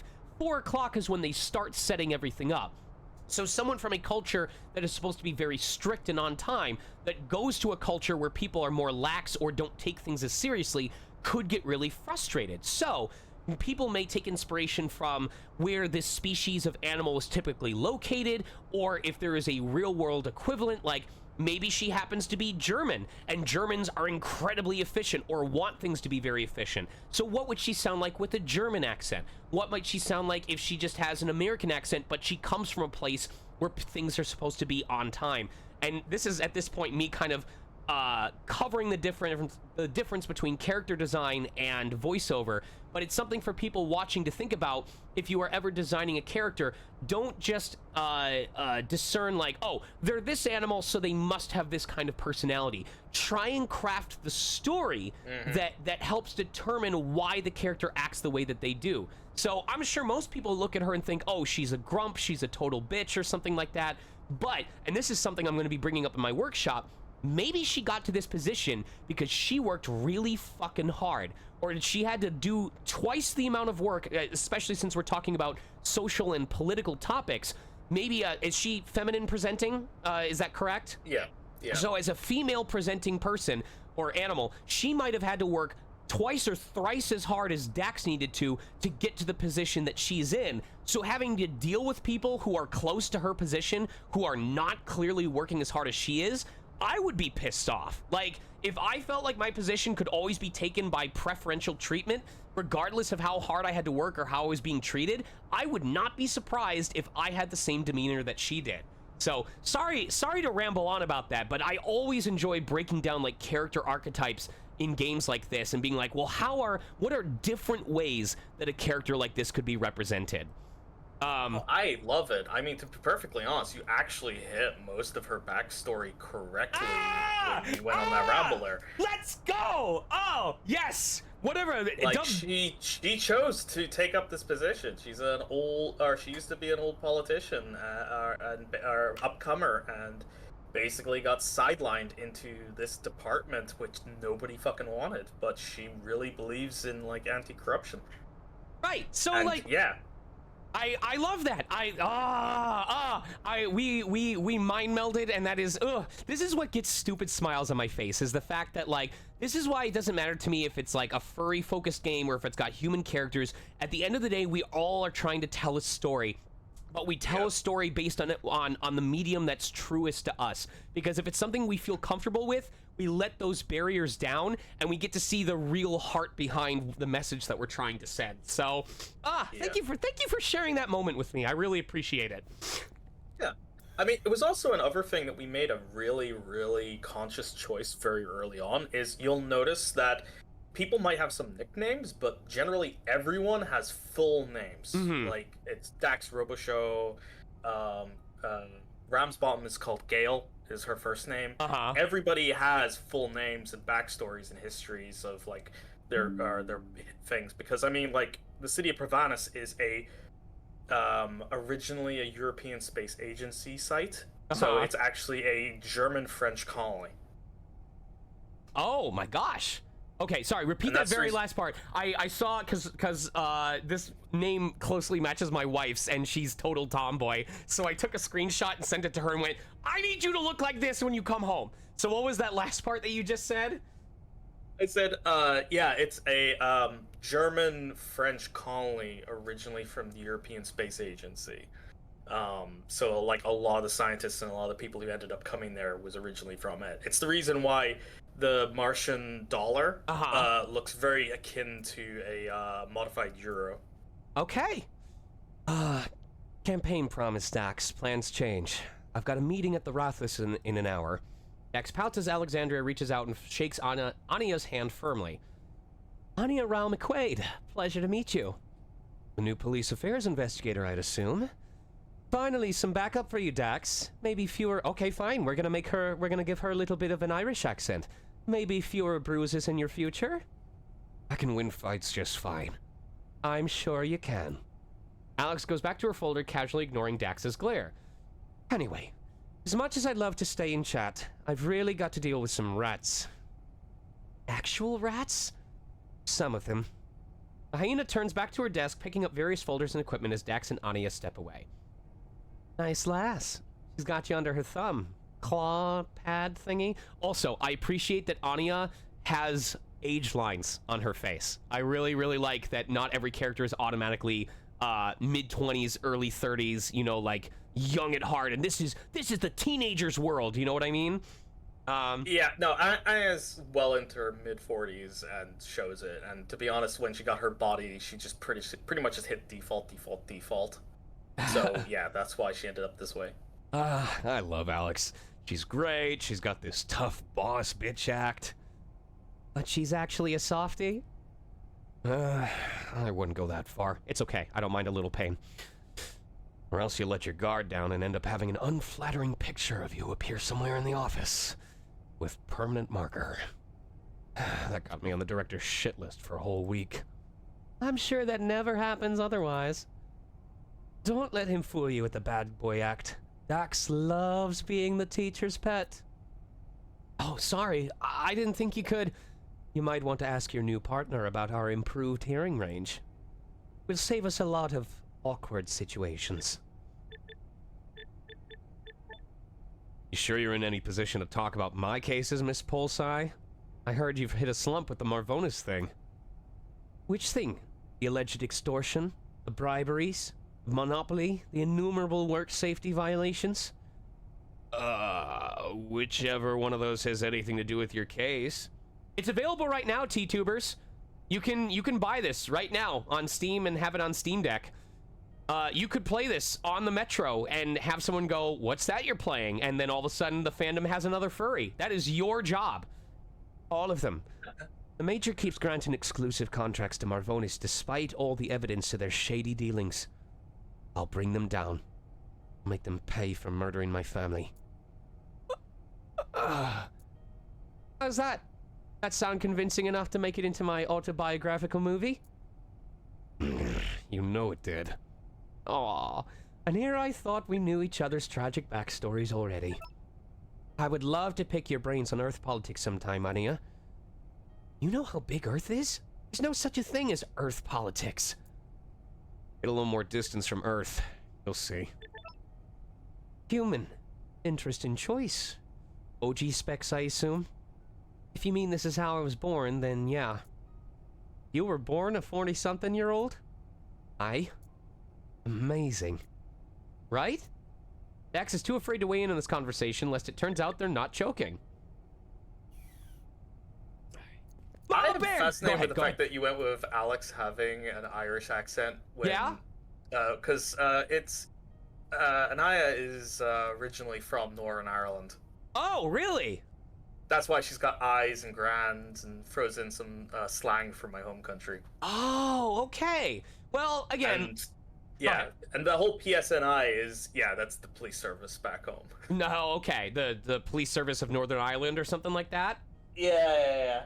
Okay, well, I'm still a developing actor. This is why I'm scared shitless for my workshop that's happening in an hour and 10 minutes. Like, I always feel like, because I'm neurodivergent, and so I express emotions like very, nuance is very difficult for me. If someone is Irish, the Irish accent is obvious. If someone is, when Dax has his mouth open like that, I don't repress emotions very easily. So I always feel like I'm... Yeah, but... I'm again, I try to remind myself, there aren't wrong choices. It's how does this character speak to you? Now, obviously, we can make educated choices as we learn more information. So, like, if someone knew, oh, PSNI is a reference to Ireland, maybe they might have give Anya. Is it Anya or Anaya? Anaya. Anaya. I will fix that. They might give Anaya an Irish accent, but there's plenty of cases where people, were born in Ireland, moved to a different place, and then lived there long enough that they either lost their accent or maybe even picked up or fused the accent of the place that they were living in. I sometimes wonder to myself, if I moved to Texas or if I moved to the United Kingdom, would I still keep my, is the way that I talk still a Midwest accent, or would I start to pick up mannerisms from Texas or from the UK? So... Oh, I can safely say as somebody who, my original accent, what I'm speaking right now is my general talking to folks accent, because it's not my native accent. Okay, so... Because my native accent could be indecipherable, because I was born in Belfast and I grew up in County Armagh, so I was in the middle of, the arse end of Ireland, and just, how we speak is... pretty much lockjaw, and just all idioms, just all of the idioms. So when I moved to Germany a few years ago, and a combination of other things, I've just ended up getting this more neutral accent over time. It is hard for me to pick out anything in particular. Also, speaking of accent, my immediate impression is this bear is either Canadian or it could be Canadian, Russian, or Minnesotan. I don't know if any of those were what you had in mind. But, Minnesotan's good. That's a good choice. I'm so bad at doing... My partner, Kate, is way better at the Minnesota accent because she lived there, but we'll see what... I need to listen to, a Minnesotan accent before I embarrass myself here on stream. Let me load this up. Minnesotan accent. All right, we're going to go to videos on YouTube. All right, let me take a listen to this. Hold on. Meet your new main squeeze. Honey sriracha? Goodness, no. Of sweet. All right. Definitely no offense, we all have our accents as Utahns, and do it. So it's Big and Tig. Big and Tig. One woman told us that Don't she had you to know? cancel dinner. We can try Minnesotan. I don't... This probably sounds more Canadian than anything else. Hey, what's the big idea? Tossing folders with those biceps practically counts as armed assault. Let's talking in more... Nope, that's Irish. Don't you know? Let's talking in more working, Daxie dearest. The deliver drone didn't recognize your... I can't... this is not... It's not Minnesotan. That's definitely Irish. Now I'm stuck in it. I'm trying to think... Don't you know is an Irish thing. It's so close to me to Canadian, but... The deliver drone didn't recognize your desk yet again thanks to your mountain of trash. It's all well and good that you close so many cases, but if you don't start filing, just do the Fargo accent and call it a day. Okay. I need like a baseline. I don't want to screw this up now. I want to do like, you betcha. All right, let's hear this by a dialect coach. Hold on. Sorry, this is me getting upset with myself. Well-traveled guy, not from here. All right. News. Thinking, gosh, like that. Just described the state of Minnesota. And I'm like, no, we. Just describe the state of Minnesota. There we go. It's all well and good that you close so many cases, but if you don't start filing their paperwork away, I'm going to show you what armed assault looks like. The bear finally catches the terrified looks from Anaya. Oh, no face. Hi, dear. I'm Mira, head of the CIO's military affairs. There we go. We've got it. We've got it. And I suppose you must be our new investigator that Daxie couldn't quite pick up on time, as usual. Anaya, nice to meet you. Likewise, Anne. Can I call you Anne? Anyway, good luck teaching the office intern some manners. Hey, I'm still here! For some reason, a cadet like you wouldn't have lasted a day in my unit. Might have something to do with why you're no longer a drill instructor. Try as she may, Mira can't keep a little grin off her face at the quip. Oh, Daxie. I wish you'd use that wonderful brain of yours for anything other than talking back. If he gives you any more problems, let me know. And Dax, I swear, if those files end up on my desk again, I'm going to toss you out the window like a sack of potatoes. I'm gonna toss you like a sack of potatoes. I'm shaking.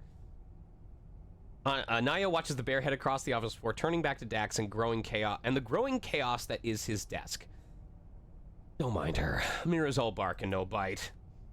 Those threats seem pretty serious. Oh, yeah. I guess they'd sound pretty bad to an Earther. Pavonis looks nice and all, but Mars isn't really the friendliest of environments, right? Take a look outside the window. It's barren land for hours. Dying silly-ass deaths is pretty much part of living here. To the point it's not even worth calling it dying anymore. It's just, an inconvenience. As long as you don't skip any mind state backup appointments, you're good to get killed as much as you need. Right.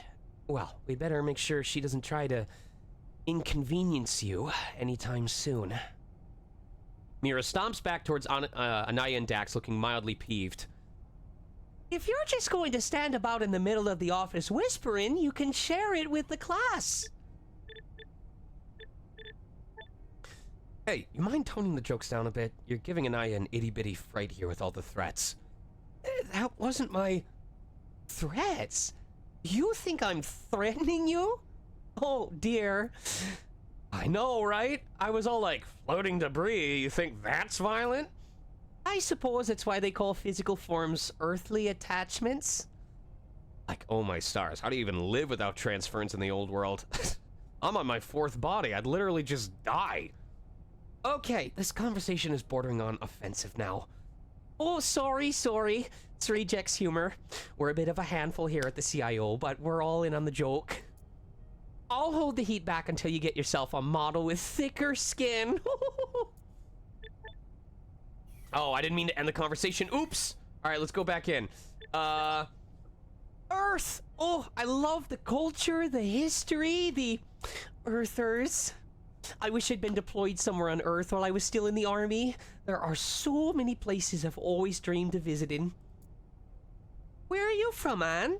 Let's go on a trip together when you're headed back. To Belfast? There are faster ways to get to hell. I have to say, staying human was such a brave choice, Anne.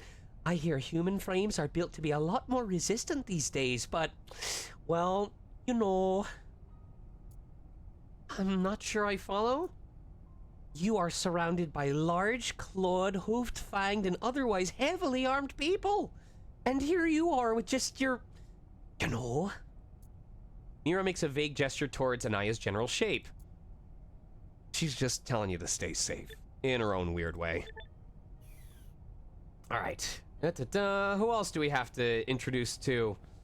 Or we'll check our thing. Give Anaya a tour of the office. Oh, we have to talk to desks and stuff like that. Cool. We all sit around the table and admire Alex's art. Oh! Oh!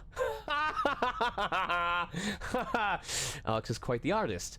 I just wish permanent markers weren't her tool of choice. That is, all right, 3 more, and we'll have a lion hat trick of sexy art. All right, we have to show her the coffee machine.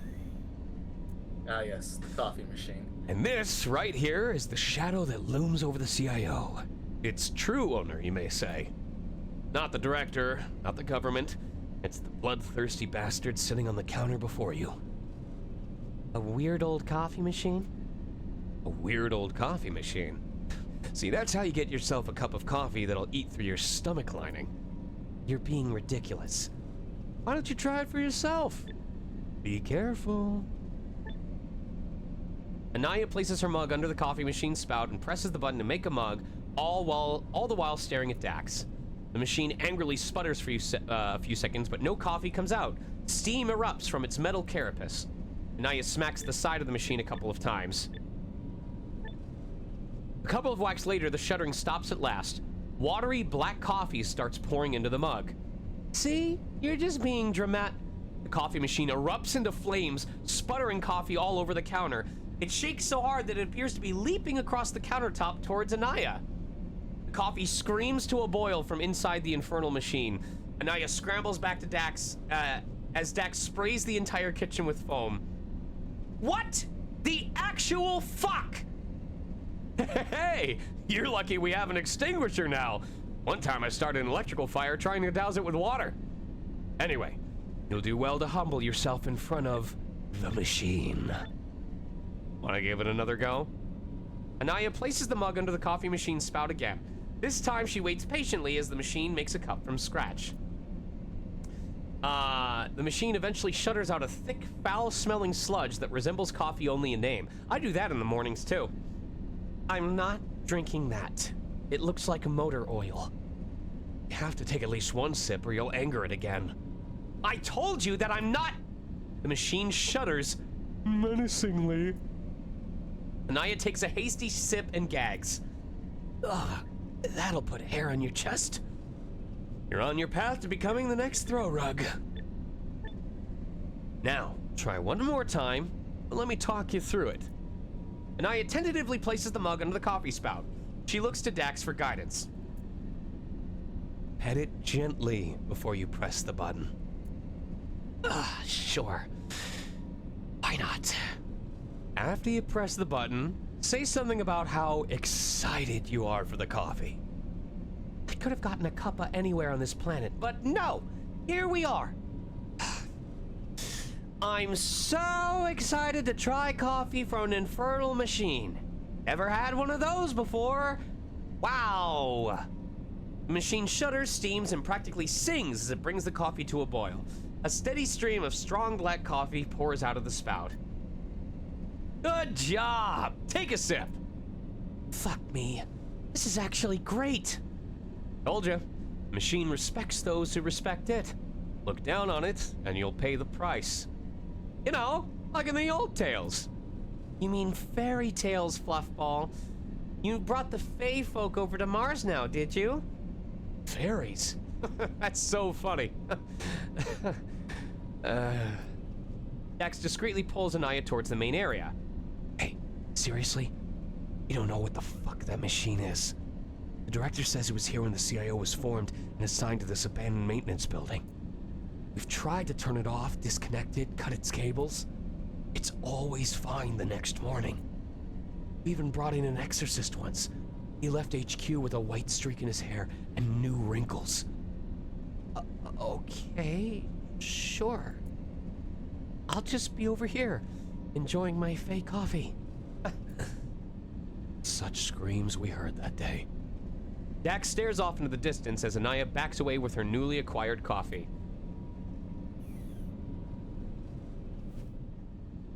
Let's see, what else is... Go ahead. Oh, I was gonna say, if you wanted to talk about stuff that's been unchanged from the beginning, Yes. that coffee machine has been pretty much in brief for the game since like 8 years. We had like an early version of that conversation really, really long time ago, and even the concept art for it is still spot on, perfect. Oh my from gosh. back in the day. Can't let you do that, Dax. Go through this noise. Junk, more junk. No, like, you don't need that enlarged again. Why are you getting physical mail? Wetware laws. Wet what? Mars is a lot laxer on data regulations than Earth. You can legally upload your mind into a virtual instance, but that comes with a buttload of security issues. Docs are best kept closed networked. It's safer that way. Right, it's not quite so dire on Earth yet. But that still doesn't explain the paper dump on your desk. He's got a special case of Diogenes syndrome. Diogenes? I don't know. Leogenes syndrome. Thank you for your input, Alex. Diogenes? I don't know. Dax, rummages through the folders. Oh, same thing. Okay. And then we had... We're all very funny here. What does it say? Big boy mug. There we go. Ignoring the situation on my desk. Hard to do, but go on. See these hunks of junk? Naya carefully lifts her heavy laptop up and inspects it from top to bottom as if trying to decide if this is some kind of sick joke. Ahoy, ancient beasts. They are almost 100 years old. That's as modern as our budget can cover. Hardened for Martian radiation, about as good as holding information as one can expect from this sort of relic. And you still work with that? No way. I've gone through 4 hard drives at this thing since I started working here. Imagine trusting one of these with your casework. Less all the paperwork. Bingo. Zast is saying, I'm sorry, but the fact the coffee machine was here from the beginning is so perfect and fitting. Well, here's your debt. I wouldn't be surprised if part of solving whatever case involves hacking into the coffee machine, which has probably heard every conversation that's ever happened in this office. And as someone who's played Uchikoshi games, if that ends up being correct, I don't tell anyone. But if that ends up being correct, I want someone to send me a clip showing that I was correct, along with a clip of this moment. So, well, here's your desk. Sure, like, I'm just such a huge fan of late game Chekhov's guns, or whatever the term is for something that was like a total write-off in the beginning of the game that becomes relevant. Let's just basically say that I watched Top Secret the other day, and I hard called who the main villain was going to be. And I love that kind of thing. Sure, the equipment may be kind of ancient, the chair may be specially designed to give you a hernia, but hey, it's all yours. That's more than the police ever gave you. Anaya glares at the assortment of haphazardly stacked boxes. Ah yes, just what I've always dreamed of. A child-sized desk with hand-me-down tech. Alright, is that everything? Check in with Anaya, let's go. Dax throws himself into a seat, glancing over Anaya as she resumes unpacking. So, it's the CIO. What you think? I gotta see a bear threatening to punt a line out the window and a flaming haunted coffee machine, and it's still not the most ridiculous workplace I've been part of. Earth sounds fun. Fun isn't the word I'd use. Hey, Anaya, we're gonna work together. I'll need the rundown on how a senior cop ends up hanging out with a shoestring budget department like ours. Worked internal affairs for the police service Northern Ireland half of your life, only to get sent to a rundown civil investigation office on the dimpled ass of the solar system? Must be something juicy. It wasn't anything special. The department had cuts, my role was made redundant. It happens. Really? Even after 2 decades of service? No junior candidate to fire instead? I'm double checking my, Okay, it is at 3 p.m. Good. I was gonna be so upset if I was like, oh, I am super late for my workshop. Well, things were getting too dicey for me. On my last case, I pissed off some people you really shouldn't piss off. I've been in shootouts before, but that one was too close for comfort. Oh, you don't even have backups on Earth. I barely made it out. My companion wasn't so lucky. Oh, crap. I'm so sorry. I dragged us into an alley, thinking we'd cheated death one more time, only to discover the screen was cracked, interior shot. No cloud backup thanks to the budget cuts. Goodbye, trusty beeper phone of 10 years. I cradled it in my arms as it fizzled out. I've not been the same since. I got you good, huh? Uh-huh. Very funny. The only thing that matters is that I'm here now. I want to make the best of it. Where there's a police department, there's work for me to do. If you're serious about helping us put that pigsty in order, I'll be happy to be your partner as long as you'll have me. Thanks, Dax. You'll be a great beeper phone replacement. I get that snarky and aloof is kind of your thing, and you wanted to murder me on the way here, but I still want to hear about the trip over. I've never been off-world. Alright, let's see. My consciousness was cloned and removed from a physical plane, boxed up in a glorified hard drive, and mailed across the void of space. I didn't use DHL because then it never would have gotten there on time. Then I got uploaded to a new meat sack where I waited for 2 hours for the person that's supposed to be my partner. Anaya stops attempting to untie a mess of a table and tosses it back into the mess of a cable and tosses it back into the box on her desk. That's us now. How long are you gonna rub that in my face? I said I'm sorry like 1,000,000 times already. I heard you every single time. Look, kid, I've also had my share of wild nights. Most of them not before helping a coworker move into a new planet. I've spent a month of my life being dead. I'm hungry as hell and I'm pure melted. I'm assuming that melted is like an Irish or a European phrase meaning like my brain isn't solid anymore, like I'm not thinking straight. Yeah, it's Northern Irish slang. Okay. Here's a hint for what you ought to do next. Okay, we'll ask keywords first. So what was it like on ye old world? Anaya brushes off her chair. Far less sand and fur for the most part. Oh, you're gonna have your fill of that. I'd invest in a heavy-duty vac drone ASAP. You are not gonna win against Martian dust mites. So... Default? Default what? Specs! Why not mix things up with your freshly made free body when you had the chance? I was fine as I was, Dax. Where I was. A chance to turn a new leaf over in your life, my arse. I didn't have a choice in this. Well, you always have a choice in what you make out of any situation. Oh, I didn't realize the job came with free counseling. Sarcasm me all you want, partner. I'll have your heart yet. Platonically speaking. Any chance you'll stop glaring daggers at me if I get you some food then? Maybe, if you're lucky. Cool. Maybe I'll get to hear about those wild nights of yours while we're at it. Fat chance. Alright, let me see what's on the menu. Jack starts rummaging through a cupboard on his desk looking for stamp cards. Any preferences? I've got loyalty cards for Vietnamese, Korean, Italian, Lebanese, and His eyes grow wide for a second, looking at a leaflet mixed up between the rest. It's a brochure of events happening at the park this month. Ooh, this is giving me ideas.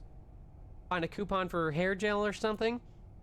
Excuse you, I have a subscription for that? No, I was just thinking I have to catch up with a friend. How do you feel about Greek?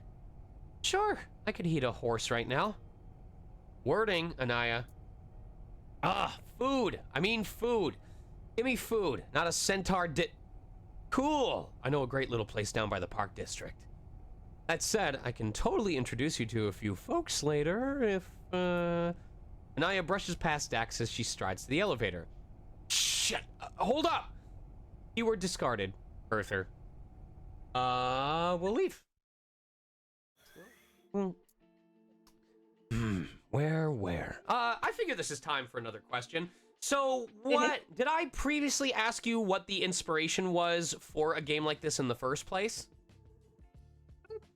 I think Pre asked me a little bit, but, like, not on stream. So, I said, apart from the whole, the lion with sunglasses quip, the other thing was, at the time, though I still am, I watched, Altered Carbon, and then got fundamentally pissed off at such a wasted premise, then doubled down on getting pissed off when I found out about the fact that the author of the original book is a transphobe. And I was like, oh, that makes sense how you could have this whole swapping bodies thing and have such a limited view on transhumanism. like that's the thing. It's like transhumanism, like you get these like tech heads and they always annoy me because they're so fucking constrained. You're like so many in- possibilities, and yet you go with the most obvious choice, or not the most obvious, but the most comfortable, safe choice. Right, yeah, it's like they have such a limited view. It's the same thing when I like see, the Cyberpunk game, right? And I'm like thinking there would be like furries floating around on this. I mean, even in the original core rulebooks for 2020, like there were like furries around in it, but like no. It's like people, if they had the opportunity to do whatever the hell they wanted, will do amazing things. And yeah, Mars Vice was pretty much like my own personal fuck you reaction to that. So if anybody ever asks you, spite can get you quite a ways into project. And what better a time for a project like this, because we just saw we had our Senator Booker, who officially set the new record for the longest time speaking nonstop on the floor of one of our government buildings, and the person whose record he beat was someone who was speaking out against the Civil Rights Act, which was a huge win because we had a black member of our government overtaking that record. We just had a hockey player who beat Wayne Gretzky's record, and Wayne Gretzky has proven to be not the most respectable individual. So, like, why not? You know, like, I respect that. This can be the game that replaces, what was it? Like, Altered Carbon, you said was the title of it? Yeah.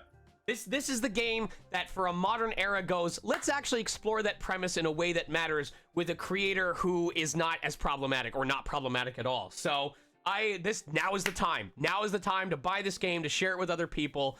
We're not done here. We're going to keep going for another 30 minutes and find a good stopping point. But I'm glad I want to think of like, I'm going to try and think of another cool question I want to ask about this game. But anyway, Dak slows the car down as he scans the sparse crowd at the park. If you were looking for a food truck, there's one over there. Can't miss it. Big and blocky, no doubt full of the mouth-watering, life-sustaining nutrients that I need. Oh, yes, the food. You know, the lunch you owe me?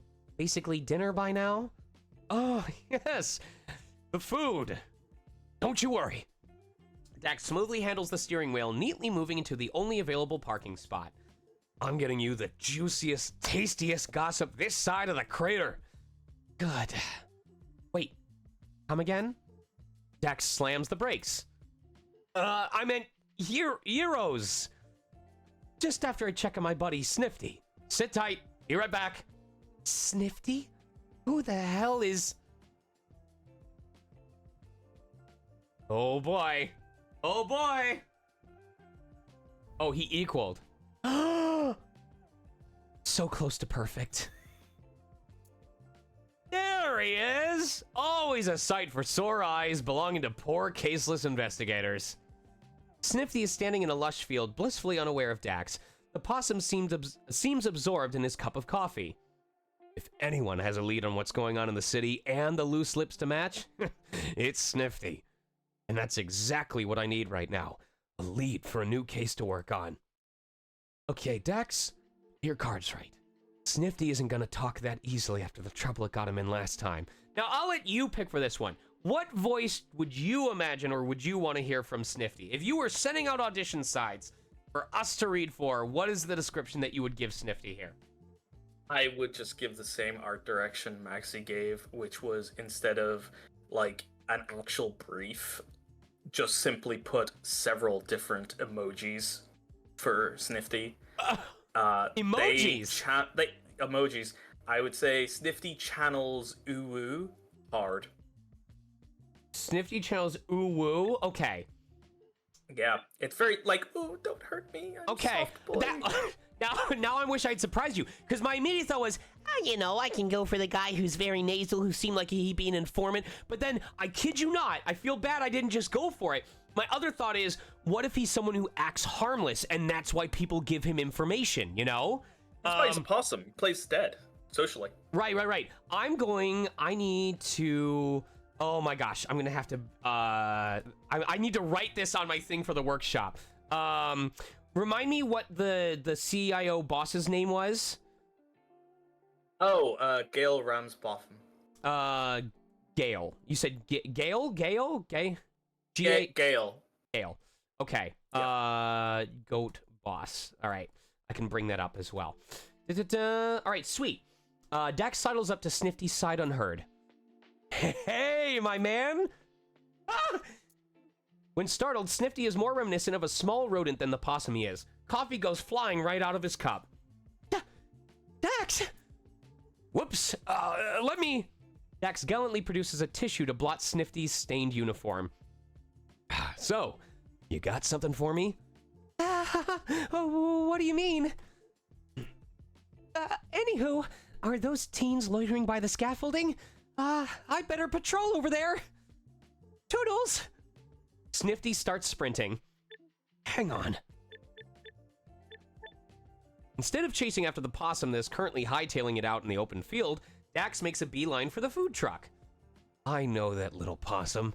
Any moment he'll come by and then... Dax jumps out behind the food truck, landing right in front of... Miss me? Someone who isn't Snifty at all. Oh, you're not... excuse me, sir. The rhinoceros standing in front of Dax slow blinks, then nods at him and turns back to the Euros queue. Dax! What are you doing? Don't you scare the poor citizens? Snifty, I thought we were good. Well, for your information... No! You got me into quite the pickle last time, asking for all that confidential information.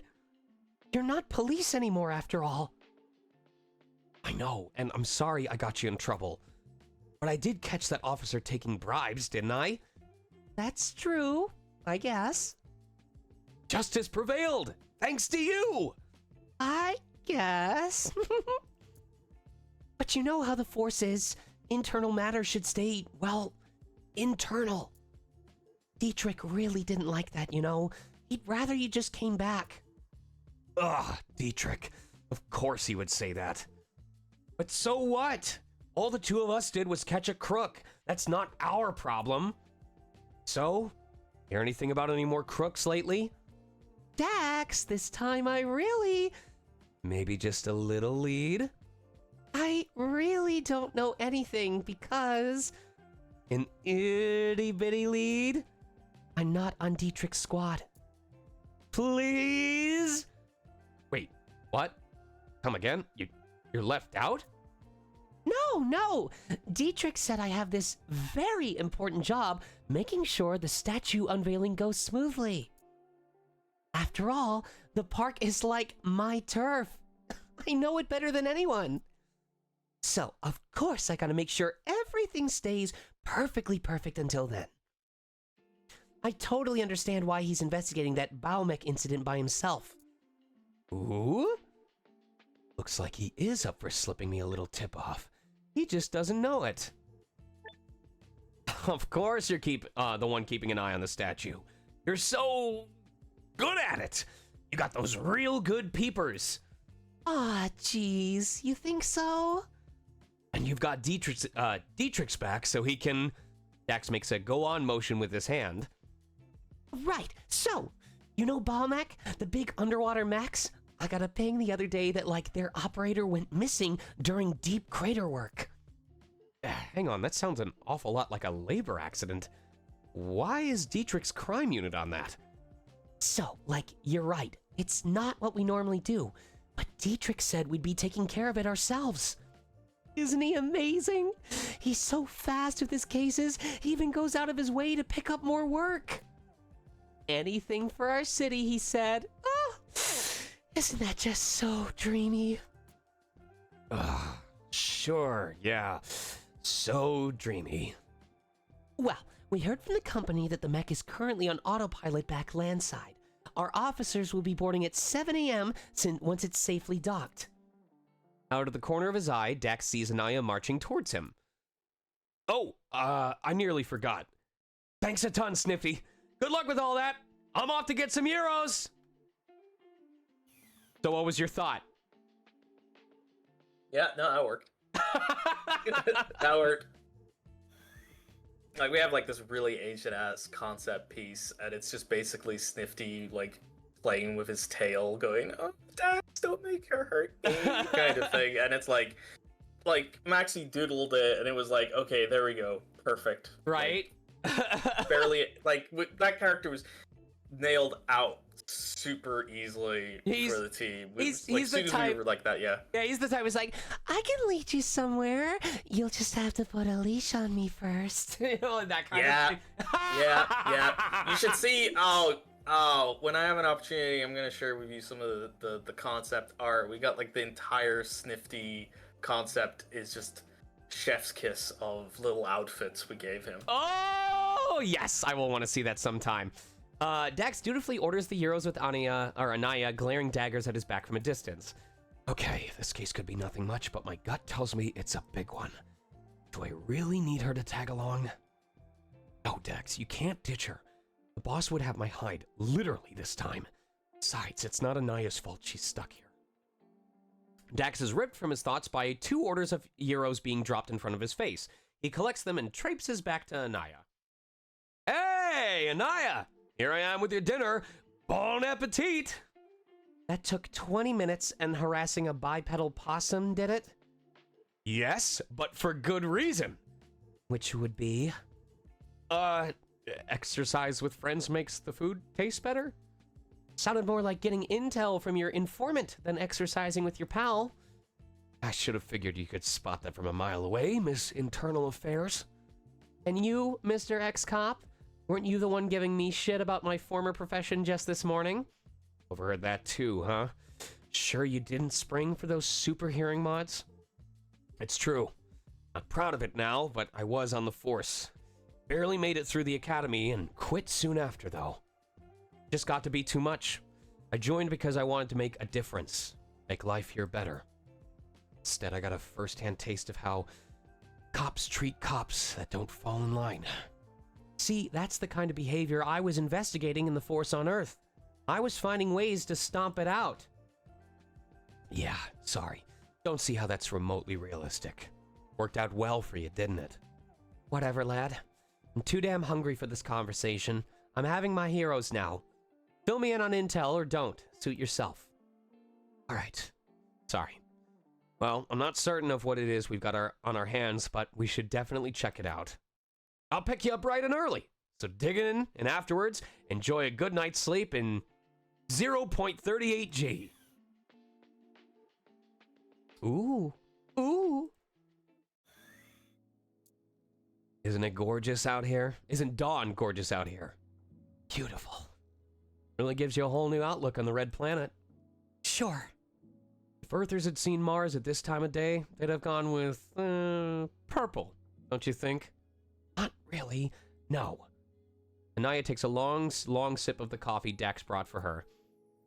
When I agreed to head out here with you, I'm gonna make sure that the music is playing, because I should have waited until we were further down the stream, but yeah, are you guys able to hear the music okay? Let me know. And then we will go back into the game. When I agreed to head out here with you, I did not expect it to be at 5 in the morning. None the wiser to her suffering, Dax opens the glove box of his car and produces a few colorful pamphlets for Anaya to peruse. Balmec Museum. Come along on a magical underwater journey with the builders of Mars. Opening hours 900 hours to 20, or 9 o'clock to 2000. Yes, 900 to 2000. I always forget military time. Dax, what is how us Europeans work. What is the meaning of this? Look, we're kind of in a rush here. If I say workplace accident, CIO business, corrupt cops, and hijack case in the same sentence, will you agree to go? Anaya takes... Oh, this might have to be a white one. This is what QA is for, kiddos! Anaya takes a deep breath. She clicks her tongue, looking anywhere but at Dax. Yeah. Listen, I am not even upset because I would QA games for 4 weeks straight, and I was meticulous, man. I would look through every alt option. I wanted to be the one that found every single error, and without fail, the day that the game came out, I would play it for myself, and within 30 minutes of playing the game, I would find a text error that I missed. So you are not alone, because you play a game for long enough and you blind yourself to the errors that are right in front of you.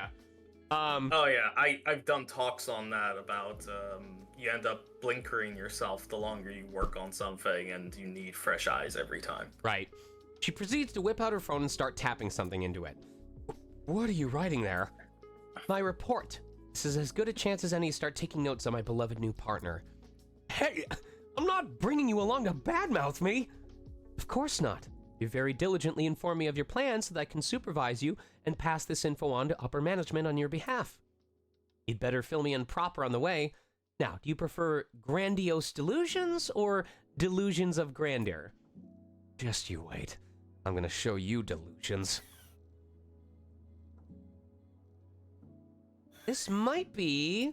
Nope, the first sunrise. I would say once we get to the next area, which is probably after this cutscene, is where we can ask a question or two more, and then probably wrap it up around 2:45. So, the first rays of sunlight break past Mars's light atmosphere, turning the caldera into a mirror.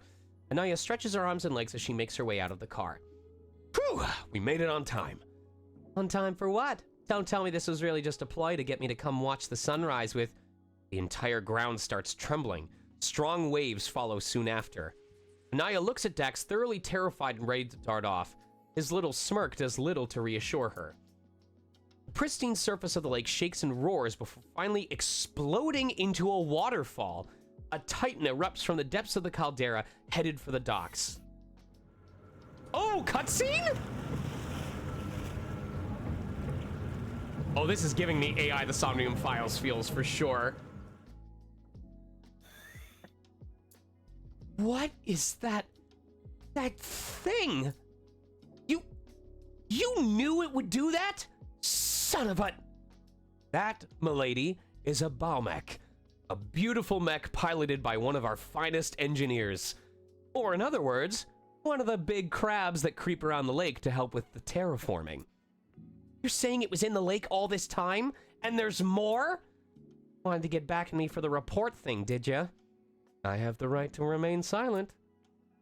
Dax looks wistful for a moment as he watches the tower-shaped mech dock into the contiguous Bow Technologies lakeside compound. Hopefully that'll be your worst surprise today. Sounds like you're expecting way worse. Can I get the rundown now? What do a bunch of cops have to do with a workplace accident? Cordoning off the area, possibly? If you mean to tell me that that's where the accident happened, it looks like a proper engineering nightmare. Okay, let me rephrase. Why would a shining heroic police captain issue an order to hijack a fairly standard labor case from the CIO? Can't say for sure without more context, but deciding to get directly involved doesn't necessarily ring any alarms for me. Police investigations take time, and they're only made all the longer by fragile egos and petty internal fights. Come on, you don't think that's even a little suspicious? Early morning docks, this far away from the city center, with a company that deals in machines that spend weeks at a time hiding around underwater caches? Or caches? You think it's a smuggling operation of some kind yet? Some kind then? Sorry. Oh my god. Narrate for so long and your head gets a little bit fuzzy. Yeah, I know that. Bingo. That's precisely it. So I guess it's evidence of shady business you're after. Guilty as charged. And if we find something, what do you do? Well, report it, of course. What else? I don't know. You tell me. Sounds like you're really hoping for something here. Alistar. So Alistar in chat just said, I love the expressions in this game. They're freaky. And I'm not sure what they meant by freaky, but I kid you not, as I went to check chat, I was thinking to myself, what I enjoy about visual novels like this, especially when there's good expression work, is it makes it, obviously as a cold reader, I'm probably gonna not nail the exact level of energy that the scene requires right off the bat. But when the expressions are visible, when I have an idea of what the character's feeling, it makes it so easy to give a performance that is an educated read. And this plays into, at this point, I hope you don't mind, I'm gonna basically tell people from my workshop to come play this game. And like practice reading the characters to themselves. Yeah, I totally don't need people knowing about my game, I don't need people like having any advertising. It's all for it. I'm gonna end up converting at least 1 or 2 people into furries as a result of this. Well, I mean, that's our mission statement, is like Mars Vice was originally like, we had a whole joke about the fact that like during development, several people came out as both either trans, coming out as queer, or coming out as furries during development. I mean, there is artwork that was released of the characters, where we've had people in our company just basically turn around and go, "Oh, okay, yeah, maybe I might get this. I might understand this whole furry thing now." You know, I'm no stranger to that because speaking personally, my experience in life is that I have found that I am a cis male. I lean towards women. Without going into too much detail about it, I find that pheromonally I'm not drawn to men the way that I am to women. But back when I used to do roleplay communities, especially during college, I absolutely had a character I roleplayed that was femme presenting. There was a fursuit that I really wanted to try because there was a maker who had offered two different characters. There was a pink lion named Maka, who I actually know the owner of that, both owners. And then there was this pop star rabbit named Pompare, Pompare. And I'm talking like pop colors with like star in the eyes and stuff like that.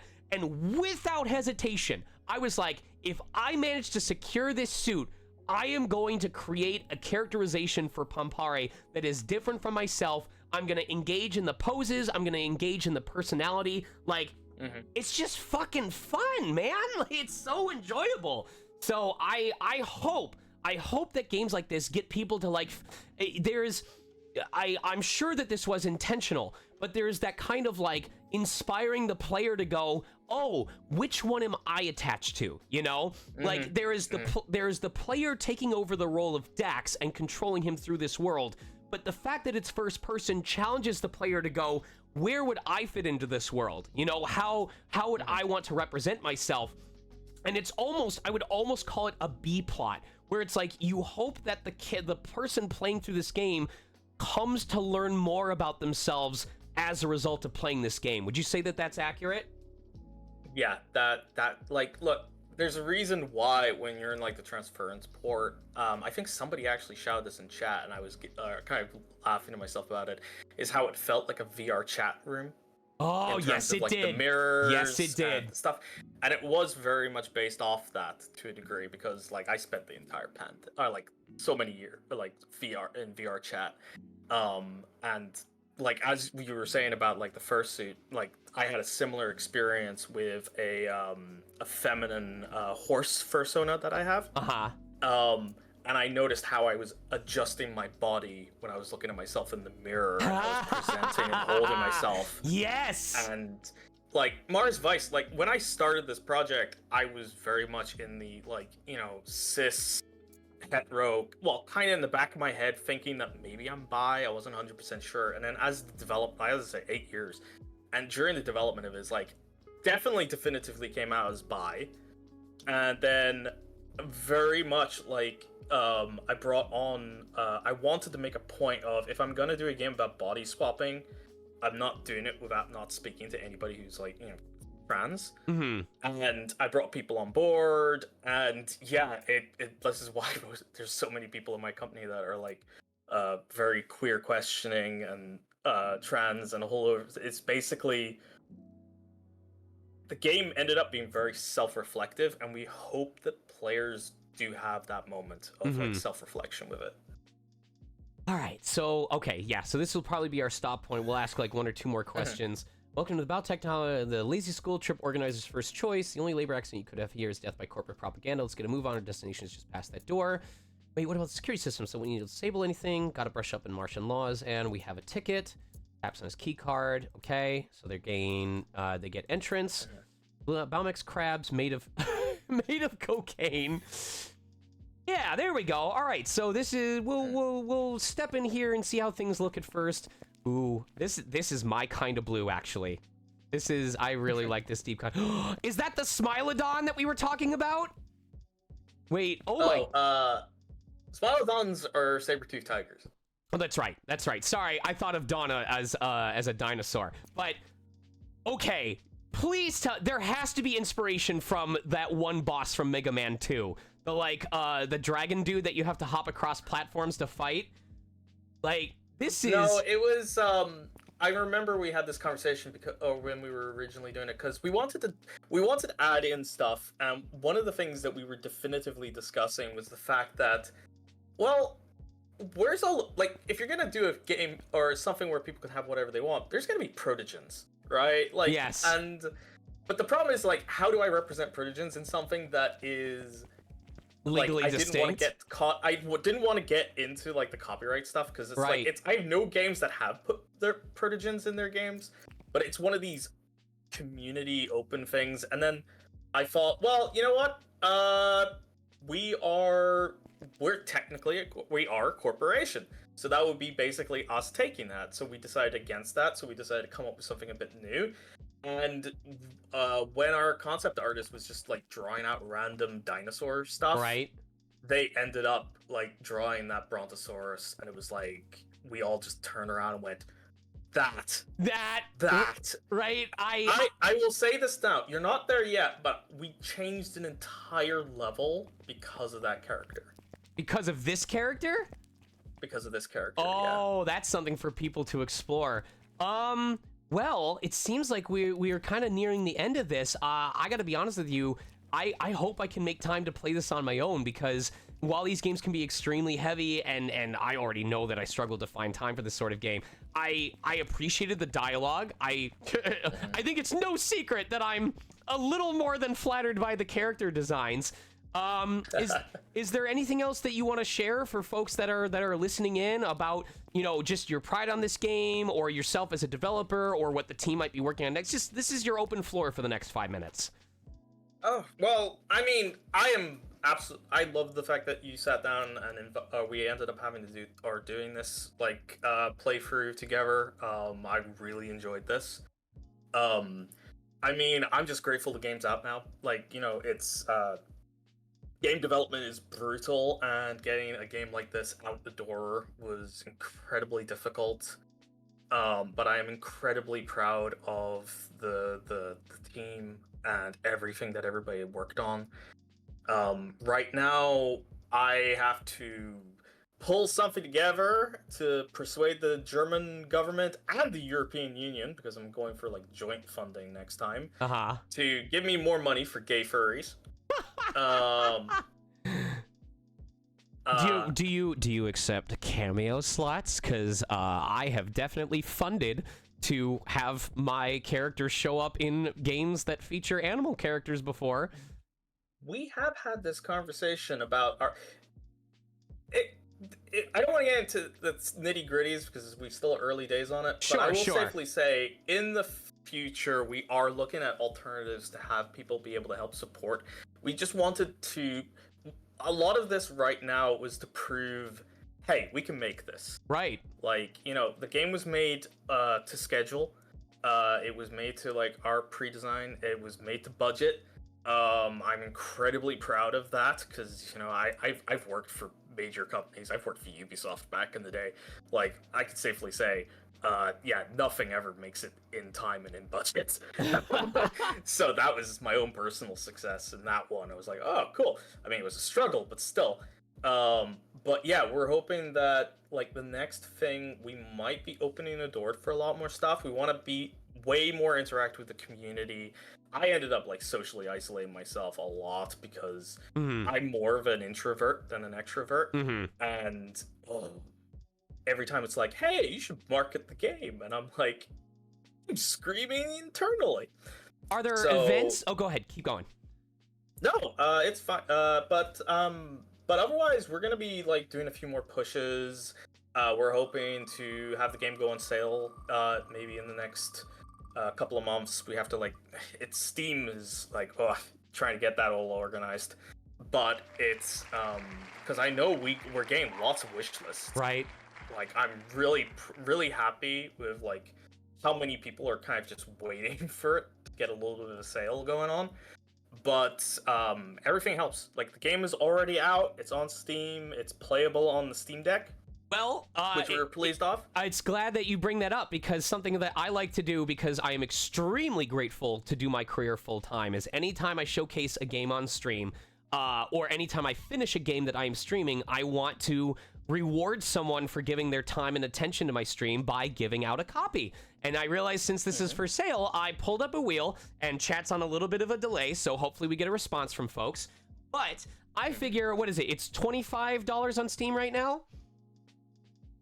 What's the Yes. Yeah, yes. So I figure usually when I give away a copy of a game, it's about retail price of 50, 60 pre-tariffs. So we're gonna give out 2 copies of this game. So first of all, I want to see. Well, I if... was gonna say you can give out a few more than that because I'll Oh my gladly gosh! give you free Steam keys. Oh my gosh! Yeah. How many do we want to give out today? I will give 5 Steam keys out. For, Five up to your... Steam keys. All right, Yep. let's pull some winners here. So, Jarrell, man, I'll just message and say, because I know that we're on a delay, so I'm going to say now, folks in chat, if your name is pulled and you would like a copy of this game, let me know and I can issue out a key to you. Do you want a free copy of this full game? And yeah, so once we have 5 claimed, we'll call it. I hope that everyone is present because I don't want to be late for my workshop, and we've spent half an hour trying to pull names for people that were here before. So let's see who we've got first. Second name is It's Marnie. Do we have It's Marnie? I'll ask another question in the meantime. If you could pick any one... Oh, this is hard. This is really hard. If you could pick any one of the animal designs in this game and have it instantly become real and become either your best friend or your partner, who would it be? Oh, jeez. Frankly, I'm torn between Dax themselves, because, I've just... The image of that boy has been on my wall for forever. Then I would say the other one would probably be, maybe Alex? She was, I remember when me and Maxie were looking at, the 10 images, or, our concept artist done, 10 image slide of, different designs, and me and Maxie just, we opened up the image, and we just saw, number 6 immediately. We just both looked, and we both said at the same time, number 6. It was, universally, we're like, that is the hyena lesbian in The Office. And we just grabbed her, and it was like, yeah. So I have a real soft spot for that character design. That's incredible. Hey! All right, well, I know one of them has been claimed already because, so I feel like some people may have tuned out because some of the names don't show up automatically as autocomplete. So we will go until we pull 5 winners so far. So let me see if our first dude or first person decided to pull it. Gerald Man has not responded yet. Boomsday has claimed one. So we have one for Booms. Booms, I'm sure, make sure you DM me with your screenshot of your account. So we have Boomsday as the first one, and I'll just keep pulling. If you see your name show up on stream because of this delay, I need a message on chat saying you want to claim it, and we'll claim it as one of the codes. So the first one has been claimed by Boomsday Wonder. Sorry, your Twitch. We have a single raindrop. This is sometimes the hard part. I need folks to stay. I think the most, what was, chat, remind me what the game was where we actually had all 3 copies successfully be given out on the first 3 people that we pulled. Your name is in there. Ta-da. Sparxius. There's a lot of new names that I see in here. I wish they were still around. We'll keep pulling names until 5 people pulled claim the prize. Jarell Man, I need to know if you want the game. I need to know if you want the game or not. Ta-ta-ta. All right, cool. So another question. We covered some wide ground today. Outside of this, what is your favorite game featuring furries that you have played that you want people to check out? Or I guess just a game in general that you're like, hey, this is where I pulled a lot of inspiration. This is a game that I want people to check out because I feel like not enough people talk about it. Oh, immediately, Hayseed Night. Go fucking play Maxie's game. Go buy it, play it. It's phenomenal. It inspired a lot of the stuff. It inspired me to, push myself fucking harder for this. So I would safely say, straight down, Hayseed Night. absolute peak quality visual novels and story, full stop. Then I would say I have been playing Fuga. That has been depressing. The third one comes out next month. I'm so excited. I'm so excited. Jeez. I'm trying to think of like, my brain is blanking at this point because it is coming up to midnight for me. But like, yeah, no, I would say just support indies. Like, we need all of the help we can get, and ironically, we might be a lot more affordable now because, you know, if games are as service, we might get past with some stuff. Unless we do a console release. Oh god, that's driving me up the wall.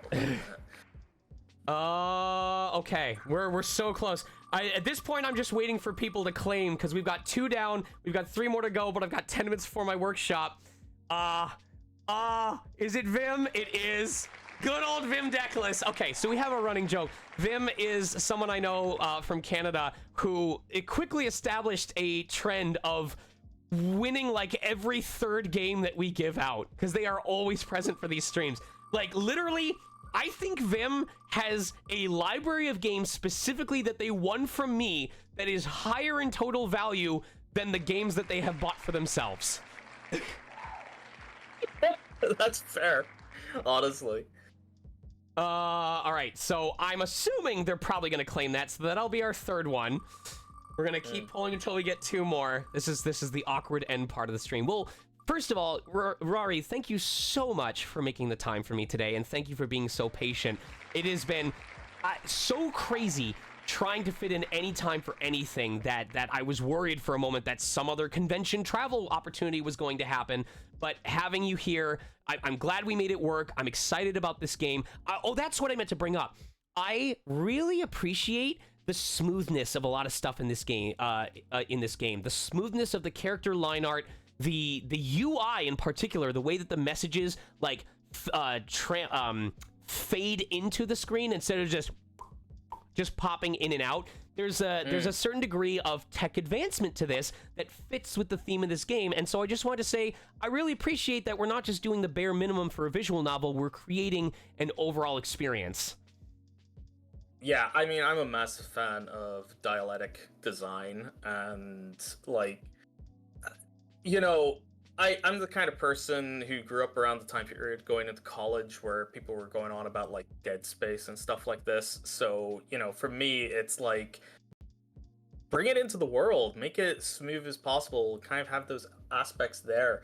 Also, we put a bit of effort into trying to make it a little bit customizable for people, so you can adjust things like the beeper phone color tones and stuff like this. Oh, and as well as the text size. Like, you could scale up pretty big. Right. And I think we may have our 5th winner. We have 4. We have Vindeckless, we have Boomsday, we have Ava Lagerfall, and we have our very first winner who claimed it, which was, I keep forgetting that name. It was a J name. Geralman. So, if Raxki claims this one, then I believe we will have our 5. We'll call that a stream. We'll raid someone of your choice, Rory, and then that'll be it. I know that we started a little bit late, but I hope you feel like we got a decent amount of coverage of just like getting a first taste of the game. Oh yeah, like I mean, this is the part where it starts like opening up into the actual plot. Okay. Like this is I'm not gonna like, let's just say the second y'all get into there's an entire puzzle thing here. There's a to get through the door. You're gonna like, I would recommend enjoying and taking your time because there's a lot of like in universal lore conversational things around here, so yeah. But it does get into the mainline plot. She's not disappearing on that one. What's going on? Oh, it's like when you interact with that, like you can see she's her supposed in the to disappear because all of the character sprites are meant to fade out. That's her tail. That's her tail. As you can see right now, she's got a very color-coded tail sticking out of her butt. It's like a rat tail that kind of sticks out because she mentioned rats, so maybe she's the rat. Maybe that's the hard call, is she's actually the rat that she's trying to investigate. But yeah, you can see it moves up and down. It's a very expressive tail. It's perfect. It's fine. Yeah. All right, so I'll check my chat real quick and see if we've got our last winner claimed. Message you. Nug claimed one. Who is Nug? Also Nug. Who is Nug? Where is Nug? I don't see Nug in this. Nug and Noose. Oh, okay. My apologies, Nug. I missed you. All right, so we have our 5. We have Vim, we have Boomsday, we have Nug, we have Geralman, and we have, Nug, Vim, Booms, Geralman, and our last one was, I have to scroll up and find it. It was an A name. I know it was an A name. Ava, that's right. Okay, so that's our 5 copies. All right, sweet. All right, everybody. Thank you for bearing with me. Thank you very much for checking this out. I will thank you very much for the gracious copy, although I'll probably buy one for someone that I know just to help support the project. The game is called Mars Vice. What is the name of the team, just so I can give them a shout out? It's the Row Labyrinth team. How do you spell that? I'm gonna look that up real quick. It's like Row, the Greek. So it's RHO. Row Labyrinths GmbH. Okay. Yeah. So it's Mars Vice by Row Labyrinths. This was Rory, who is you said the head of the project, the lead. Co-founder and studio head, project lead. Heck yes. Well, and who would you like to raid today? Let's get that raid started. I would say there is Wayland. Oh yeah. Let's see. Yeah, Wayland's streaming right now, so I'd say give what's their here. tag? Is it like Wayland something? Remind me. Here I'll drop. Yeah, drop it in Discord. Wayland _ here. Wayland here. Okay, let me see what they're streaming right now. Yeah, because they were wonderful at the early days when like the game came out. I was really appreciated their stream, so I would love to pay that back to them. Okay. What are they playing at the moment? Playing Batman Arkham Knight. Okay. Oh, their character even looks like Batman and Robin right now. Oh yeah, they made a custom one of their character wearing Dax's outfit. It was really good. Shakes Wayland violently.